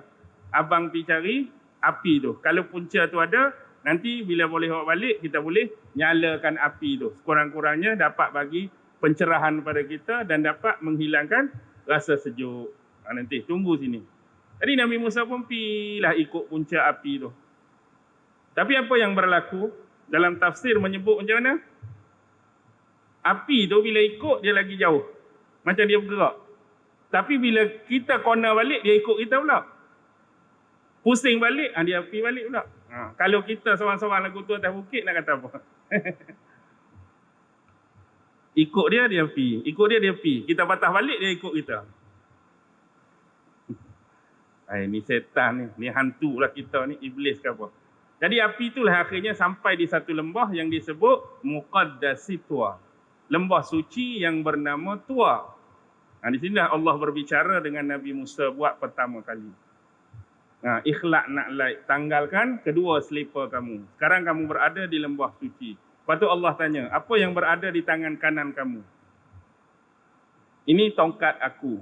Tongkat aku ni aku guna untuk menampung aku berjalan. Aku guna untuk berdai daun-daun. Bila daun tu luruh, haiwan ternak kan makan. Dan aku gunakan untuk tujuan-tujuan yang lain.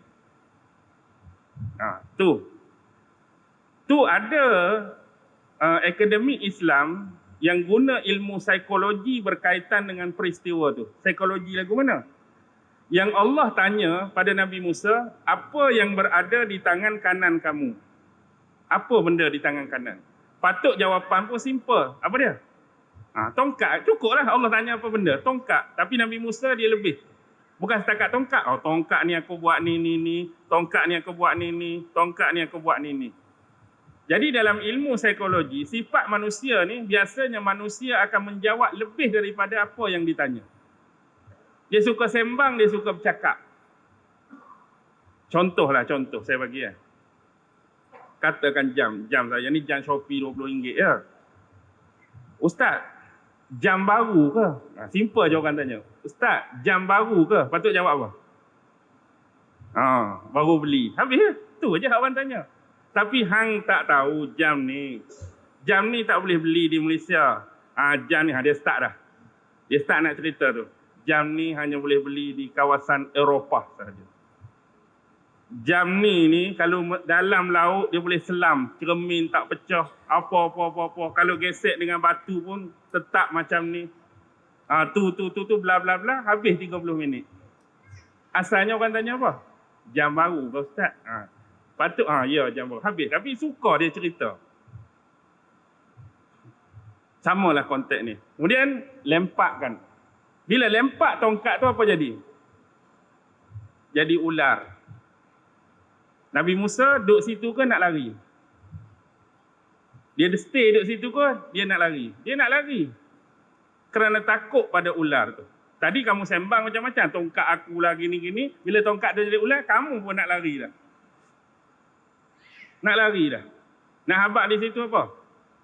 Jangan takut kecuali hanya kepada Allah Subhanahu Wa Taala.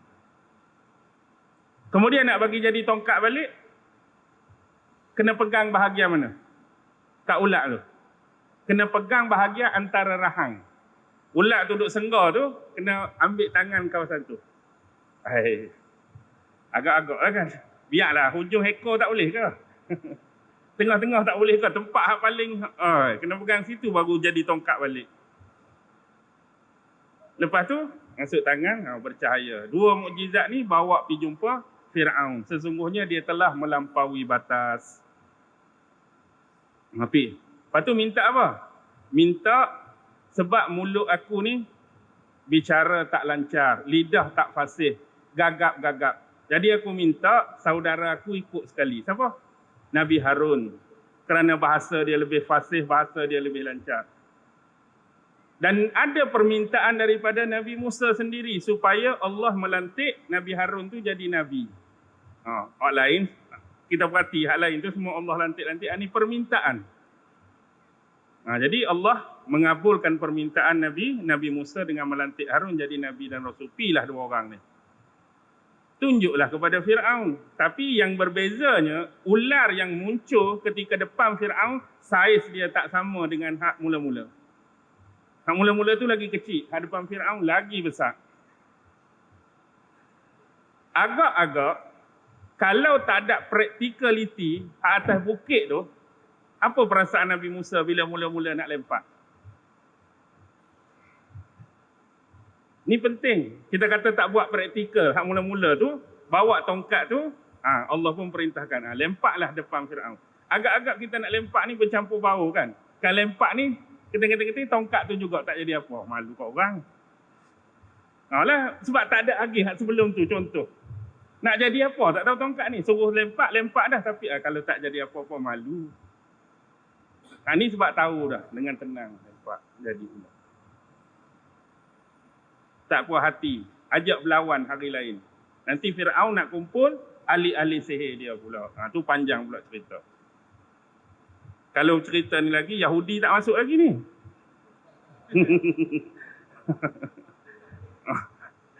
Okey, ringkaskan cerita. Nak bagi keluar Yahudi ni.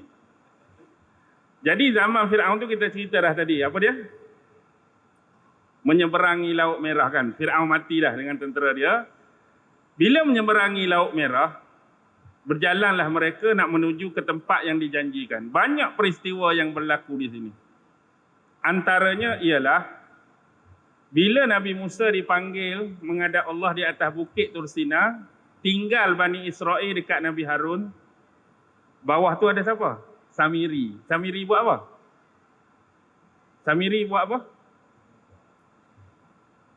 Samiri buat patung anak lembu daripada emas. Kemudian dia buatlah bagi bunyi suara macam mana. Inilah Tuhan yang sebenar, yang layaknya disembah. Musa cari Tuhan di atas bukit, dia tak akan jumpa Tuhan dia, dia terlupa yang Tuhan dia duduk bawah ni. Kepakaran dia manipulit Bani Israel. Sehingga kan sebahagiannya pergi sembah patung lembu dengan menganggap ni adalah Tuhan yang sebenar. Turun Nabi Musa, tengok benda ni marah. Kemuncak kemarahan Nabi Musa, Quran pun sebut sampai dia tarik rambut Nabi Harun, tarik janggut Nabi Harun. Nak marah pasal apa? Terlepas benda ni. Sampai jadi tahap macam ni. Tuan-tuan tak rasa pelik ke? Apa yang berlaku tetap berlaku. Tapi kalau kita fikir sekejap, Nabi Musa duk hidup lagi ni. Bukan kata tinggal hak Nabi Musa dah wafat. Nabi Harun duk hidup lagi ni. Bukan kata mereka ditinggalkan Nabi Harun pun wafat. Musa hidup, Harun hidup, tiba-tiba mari seorang buat patung lembu, kata ni Tuhan. Allah tak boleh nak bayangkan. Boleh sanggup pi sembah benda tu. Kalau kita kata, padan kami sembah pun, Musa dengan Harun dah wafat 100 tahun dah tinggal kami. Kalau sesak pun padan. Tak. Macam mana boleh sampai tahap Nabi duk hidup lagi, duk terima wahyu lagi. Hang boleh pi sembah patung yang didakwa oleh seorang, ni Tuhan. Nipis sangat ke akidah kamu, nipis sangat ke gambaran kamu tentang sifat ketuhanan yang diajar oleh Musa dan Harun. Sampai orang kata ni pun. Akhirnya cara nak lansaikan dosa dan kesalahan mereka, Samiri kena bunuh ke tak? Tak. Samiri cuma dihalau. Sebahagiannya ada yang jadi pengikut Samiri. Keluar daripada kelompok tu. Lagu mana nak settle dosa penyembah kesyirikan ni? Perintah Allah, faqtulu anfusakum zalikum khairul lakum inda bari'ikum. Bunuh diri kamu sendiri. Cara dia kena bunuh. Kalau saya nak cerita, dia lagi panjang. Maksudnya dengan cara bunuh tu, mati tu, Allah mengampuni dosa perbuatan kamu sebelum ni. Skeptik kita kena pegang, Allah dah ampunkan dosa melalui proses pembunuhan tu. Jangan kita kata, hak ni tak ada apa lah, sembah berhala, sembah anak lembu, mati, confirm masuk neraka dah geng ni. Tak. Itulah antara anugerah dan nikmat Allah bagi mereka, nak settle hak tu, Allah suruh bunuh diri. Dengan pembunuhan tu, Allah meredai kematian mereka. Settle dah mereka. Kemudian ada melalui satu kawasan, golongan penyembah berhala.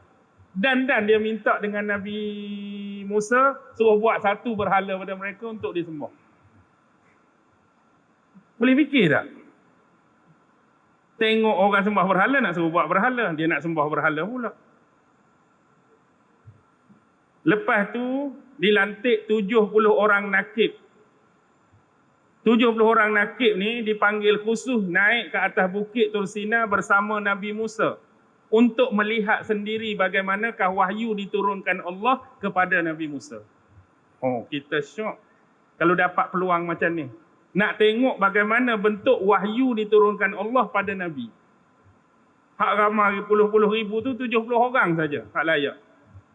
Bila naik, dapat tengok dah bagaimana wahyu diturunkan pada Nabi Musa. Tapi perangai. Kalau tak dengar suara ni rasa tak sedap. Nak suruh dengar suara. Tadi tengok bentuk bagaimana diturunkan. Allah bagi kebenaran, diberi dengar suara. Sebagaimana Nabi Musa mendengar suara Allah di atas bukit Tur Sina. Tengok, habis saja diberi boleh dengar suara. Ada lagi tak permintaan lain? Narallaha jahratan. Nak tengok Allah dengan mata kepala. Nak tengok dah pula. Bila nak tengok, fa'akhazatkumus sa'iqah, mari pelakar, mari petis sabunya pun lingkup 70. Nak sangat. Nabi Musa hak minta nak tengok tu pun sampai pengsan, takkanlah hampa boleh tengok. Bila lingkup 70 orang mati, antara nikmat yang Allah bagi pada dia, Allah hidupkan balik. Allah hidupkan balik hak mati 70 orang tu. Kalau tak hidupkan balik, apa yang berlaku? Agak-agak apa Nabi Musa nak jawab? Tadi naik 71 orang, tiba-tiba turun, kan seorang hidup. Apa benda ni? Apa benda yang terjadi sampai mati hak lain tu? Naik 71, turun seorang hidup. Macam banyak benda nak kena jawab. Racun depa ke? Bukan boleh percaya ni, geng-geng ni. Bunuh mereka ke, buat pakatan apa ke. Jadi Allah hidupkan balik antara anugerah. Boleh buka tafsir. Senang nak tengok kronologi tu. Buka surah Baqarah, bermula ayat 49 sampai ayat 61. 49 Baqarah sampai 61 tu adalah kronologi 10 benda Allah bagi. 8 bentuk anugerah dan nikmat, 2 bentuk hukuman. 2 bentuk hukuman. Macam-macam lah. Allah bagi manna wa salwa. Allah bagi Nabi Musa pukul apa? Pukul batu. Famfajarat min husnata asyrata aina. Terpancar 12 mata air. Awan yang menaungi mereka. Rasa tenteram, rasa sejuk, rasa nyaman. Padahal berjalan tengah padang pasir. Tapi Allah nak bagi mereka teduh. Banyak nikmat. 2 bentuk hukuman. Tengok ayat 58-59 surah Baqarah. Wa idh qulna dkhulu hadhil qaryah fakulu minha haitsu syi'tum ragada wadkhulul baba sujada wa qulu hittatun naghfir lakum khatayakum wa sanazidul muhsinin. Bila kita baca kena tengok konteks timeline. Ni zaman siapa ni? Ni bukan zaman Nabi Musa ayat ni, bukan zaman Nabi Harun. Ni zaman Nabi Yusha' bin Nun. Siapa Nabi Yusha'? Orang hak teman Nabi Musa bawa ikan waktu nak pergi belajar dengan Nabi Khidir dulu. Kan nak pergi belajar dengan Nabi Khidir tu ada seorang pemuda yang tukang bawa ikan. Tu Nabi Yusha', cicit Nabi Yusuf. Yusha' bin Nun bin Yufraim. Anak Yusuf yang nama Yufraim bin Yusuf. Jadi Nabi Yusha' bin Nun ni lah yang mengambil dan menggalas tanggungjawab dan tugas bawa Bani Israel. Zaman mereka ni bukan orang-orang hak zaman Nabi Musa. Hak zaman Nabi Musa dulu sesak di padang teh berapa tahun tadi? 40 tahun. Dalam tempoh tersebut, generasi-generasi hak bacul pengecut tadi dah banyak meninggal dunia. 40 tahun dah. Jadi hak lahir kemudian generasi baru dah. Anak-anak mereka. Jadi anak-anak mereka ni lah di bawah pimpinan siapa?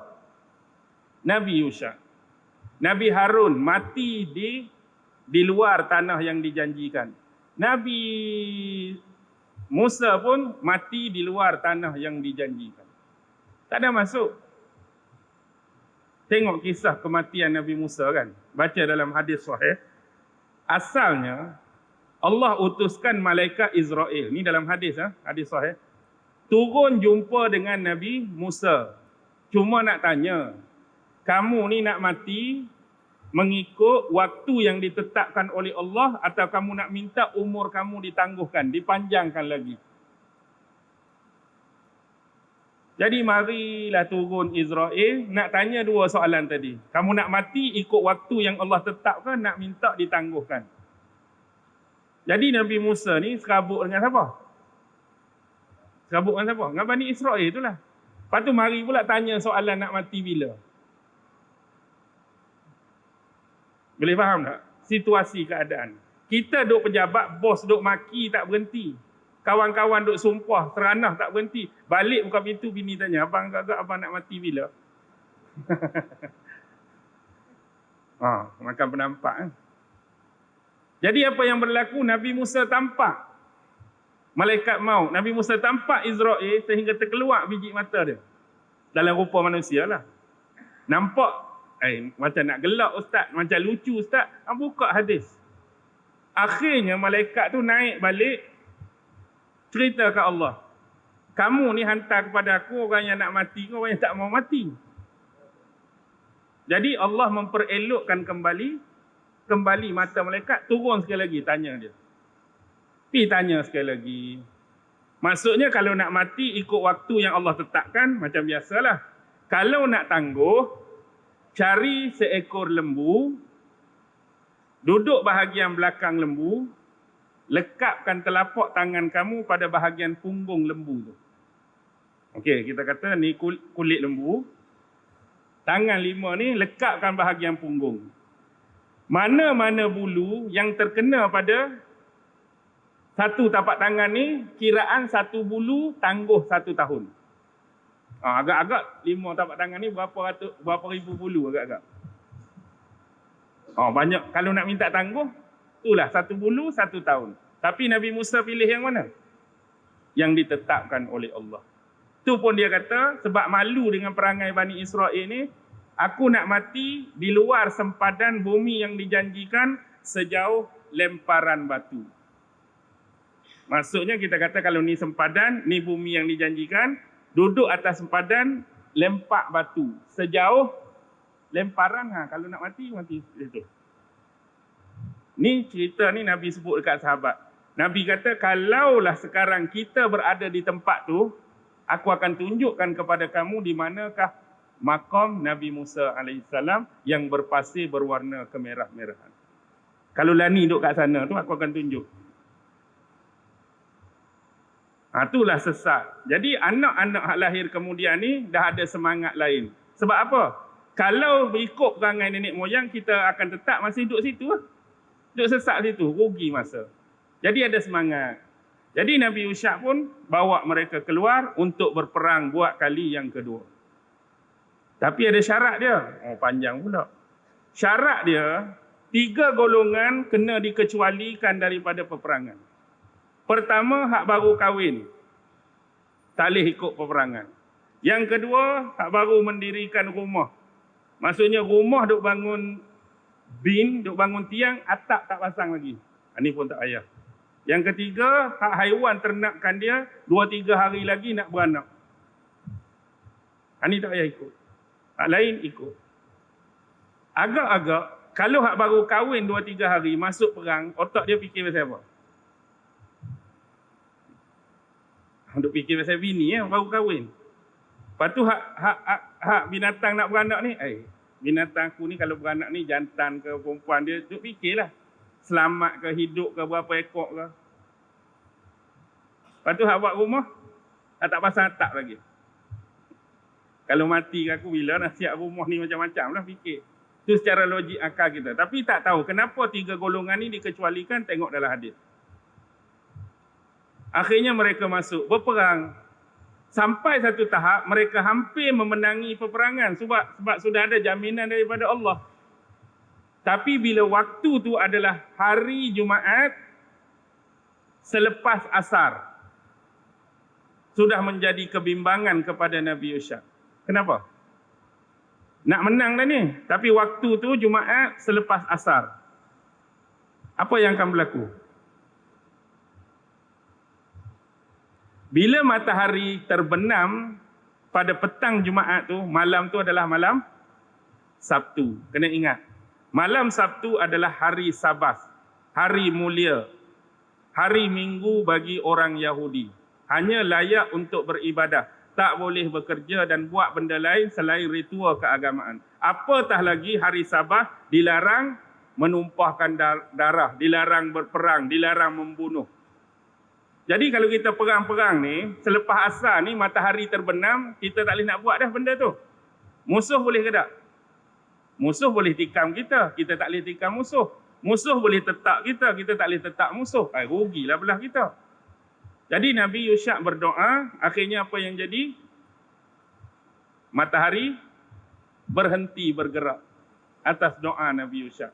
Time jadi freeze, beku. Matahari stop. Nak bagi menang. Perang, menang. Selepas menang tu baru sambung balik perjalanan. Ni banyak benda kena fikir ni. Tak mau percaya tu hadis sahih. Tapi kita akan mari jenis otak kita yang selalu bertanya, kalaulah matahari zaman Nabi Yusha tu pernah stop untuk peperangan ni, adakah seluruh dunia mengalami benda yang sama? Maksudnya orang di luar kawasan tu perasan tak? Rasa lama dah, tapi pasal apa matahari? Maksudnya tu, kita akan jadi timbul lah kita pertanyaan. Kalau mereka hak berperang tahu dah ni doa Nabi Yusha, ni minta Nabi Yusha, orang hak di luar tu. Pasal apa matahari tak bergerak ke? Jadi timbul soalan. Adakah Allah buat orang lain tu matahari tetap sama, depa saja, wallahu alam lah. Tapi itu diceritakan. Jadi menang. Bila menang banyak kumpul harta ghanimah. Tapi satu saja. Ghanimah ni dihalalkan kepada umat Nabi Muhammad. Orang sebelum tu termasuklah Bani Israel diharamkan untuk harta ghanimah. Banyak mana pun diharamkan. Buka sekali lagi hadis sahih. Bila diharamkan, mereka kumpul.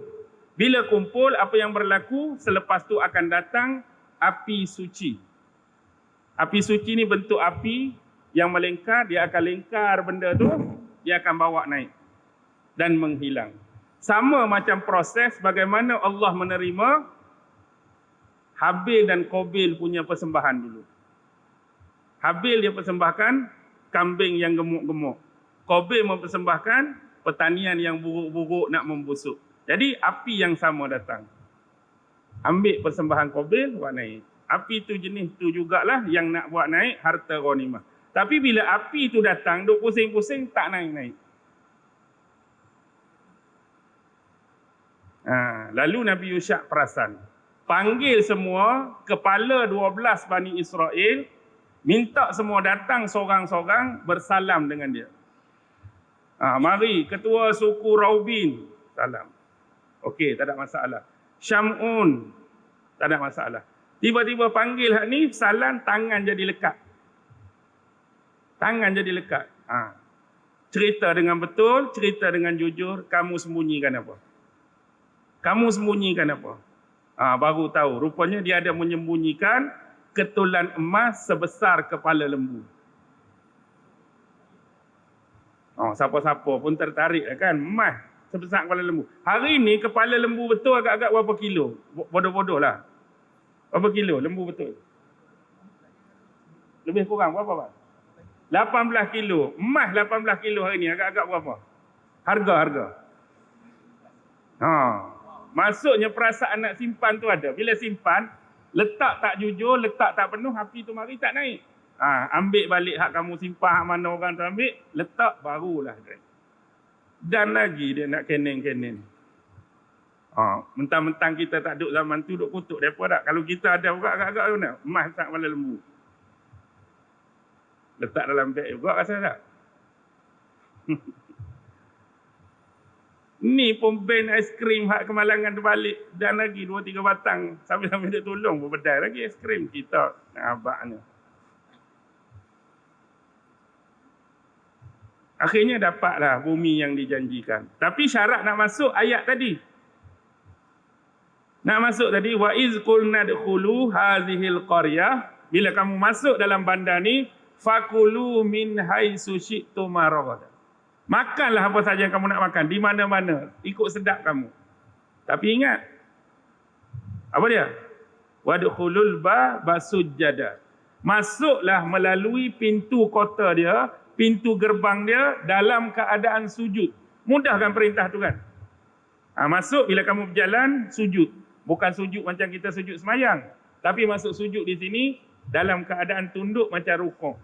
Bila kamu berjalan, masuk pintu gerbang tu, tunduk. Kalau yang berkenderaan, unta ke, kuda ke, tundukkan kepala kamu sehingga janggut kamu mengenai batang leher kuda. Macam yang Nabi buat waktu pembukaan kota Mekah. Nabi tunduk sampai janggut Nabi kena belakang leher tu. Mudah, simple. Tapi apa yang mereka buat? Mereka masuk dengan duduk, tala punggung ke kota, mereka mengesok masuk ke punggung. Tak tahulah, sengaja nak buat, nak suruh Tuhan marah, Tuhan muka. Benda simple. Kamu dah menang. Kamu dah menang, tadi buat perangai, cuba curi-curi. Tiba-tiba Allah naikkan dah settle. Sekarang nak masuk dalam ibu kota dia, masuk dalam keadaan tunduk je. Tiba-tiba dia pergi letakkan punggung dia, tala punggung ke dalam, ngesok dengan punggung. Tuan-tuan rasa jenis otak lagu mana ni? Tak tahulah. Allah. Tak boleh nak fikir, macam sengaja kan? Kalau macam sengaja nak suruh orang marah, kita kata. Orang nak suruh elok-elok dah. Kemudian sebut apa? Waqulu hittatun. Hittatun ni macam kalimah apa? Kalimah istighfar yang Allah bagi suruh mereka ucap. Kalau ucap benda tu, naghfir lakum khotayakum. Kami akan ampunkan dosa-dosa kamu sebelum ni. Ucap je benda tu. Macam juga Nabi Adam. Nabi Adam dulu bila turun ke bumi, dia menyatakan penyesalan, menyatakan taubat, lalu Allah beri dia beberapa kalimah. Tahu tak kalimah penyesalan Nabi Adam? Tuan-tuan selalu baca. Rabbana zalamna anfusana wa illam taghfir lana wa tarhamna lanakunanna minal khasirin. Itu yang Allah bagi pada Nabi Adam. Hak ni pun ada khusus. Allah bagi pada mereka. Kamu sebut tu, kami ampunkan dosa kami sebelum ni. Tapi dia pergi sebut hintah, bukan hittah. Tambah nun. Hintah tu minta gandum. Orang buat istighfar nak minta ampun, dia nak minta gandum. Nak minta makan. Tak tahulah tuan-tuan, psikologi orang macam ni nak kata apa. Sekejap-sekejap je dia nak buat perangai. Tapi ni semua diturunkan pada Nabi. Nak cerita pada Yahudi di Madinah. Itulah nenek moyang kamu dulu. Ni peluang terakhir untuk kamu bertaubat. Jangan jadi macam perangai nenek moyang kamu dulu hak macam-macam. Sebab kamu di zaman aku Nabi dan Rasul terakhir. Kalau kamu nafikan, kamu tak mau juga, akan datanglah kutukan dan laknat Allah atas kamu. Ni peluang terakhir. Akhirnya apa yang Yahudi buat? Sama juga. Bila ada perjanjian, dia khianati perjanjian. Bahkan lebih jauh, cuba bunuh Nabi. Berapa kali cubaan bunuh Nabi? Kurang-kurang 3 hak kita tahu dalam sejarah. Pertama, dia ajak masuk dalam perkampungan dia. Dia nak tolak batu besar. Nabi duduk bawah dengan sahabat. Dia nak tolak batu besar, jatuh atas Nabi. Tapi Jibril mari wahyu. Nabi lari cepat-cepat. Sahabat pun ikutlah. Kita ni mari nak bincang dengan mereka. Tiba-tiba keluar daripada tempat mereka. Pasal apa? Kamu tak tahu tadi. Jibril sampaikan wahyu. Mereka nak tolak batu besar. Yang kedua, wanita Yahudi yang racun kambing panggang tu. Ni Nabi pernah termakan kan? Sahabat ada seorang mati terus. Nabi rasakan kesan racun tu sampai Nabi wafat. Dan yang ketiga, seorang Yahudi yang bernama Labid bin Al-Sam yang menyihir Nabi. Dia ikat simpulan-simpulan, dia letak bawah telaga, dia hampir dengan batu besar. Jibril datang kan? Jibril datang cakap kamu kena sihir-sihir tu duduk di mana? Duduk dalam telaga. Minta sahabat ambil. Sebablah tu turun 2 surah tu. Qul a'udzu birabbil falaq dengan qul a'udzu birabbin nas. Qul a'udzu birabbil falaq ada 5 ayat, qul a'udzu birabbin nas ada 6 ayat. Semua berapa ayat? 11 ayat. Sebab simpulan sihir tu ada 11 simpulan. Jadi bila dapat benda tu, Rasulullah minta sahabat ni setiap kali buka satu simpulan, baca satu ayat. Contoh, qul a'udzu birabbil falaq. Buat min syarri ma khalaq sampai 11 simpulan. Kurang-kurang 3 ni nak bunuh Nabi. Itulah Yahudi. Oh, saya pun penat dah. Lapak pun lapak ni. Tapi jauh lagi ni. Lagu mana? Tahun depan pula Boleh? Datang lagi. InsyaAllah kita datang lagi. Kita datang lagi. Oh, ni tak masuk lagi. Zaman Nabi Daud dah lagi. Sulaiman dah lagi. Nanti Daud dengan Sulaiman lepas tu baru nak muncul Yahudi tu. Ni pun dah tadi 9.30 janji. Nak pukul 10 dah padan lah. Okey, saya berhenti ya. Mudah-mudahan dapat sedikit manfaat, ada faedah bersama, terutama kepada diri saya yang berbicara dan seterusnya kepada tuan-tuan dan puan-puan. Walaupun kita ni bukan kesuntukan masa, tapi kalau boleh kita nak cerita tu nak suruh puas hati, biar kita faham step by step. Kalau kita nak skip, kita nak lompong memang boleh. Tapi takut kita tak puas hati dan kita tak jelas setiap perjalanan tu. Nanti kalau ada masa, diberikan umur panjang, kekuatan tubuh badan, sihat tubuh badan, kita akan sambung kembali bermula selepas Nabi Harun dan Nabi Musa pula. Iaitu zaman 12 para hakim. Lambat lagi nak pergi ke Nabi Daud tu. Lepas zaman Nabi Yusha ni, dia ada zaman 12 para hakim. Lepas 12 para hakim, baru mari Nabi Samuel. Zaman Nabi Samuel, barulah Jalut. Ujung surah Baqarah. Jalut, Goliath tu serang Bani Israel. Barulah penduduk Bani Israel minta bantuan Nabi Samuel, angkat seorang pemimpin, angkat seorang raja. Maka keluarlah kisah Saul. Siapa Saul?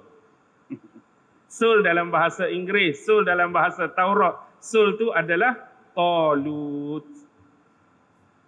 Talut nak lawan Jalut. Nanti di bawah tentera Talut itulah ada seorang komander umur 19 tahun. Itu adalah King of David. Nabi Daud baru start keluar di situ. Nabi Daud lah yang bunuh Jalut tu. Kemudian Bani Israel di bawah pemerintahan Talut. Talut meninggal, barulah Nabi Daud ganti. Nabi Daud meninggal, baru naik Sulaiman. Sulaiman meninggal, barulah jadi hak kita cerita awal tadi. Israel Utara dengan Judah Selatan. Tu.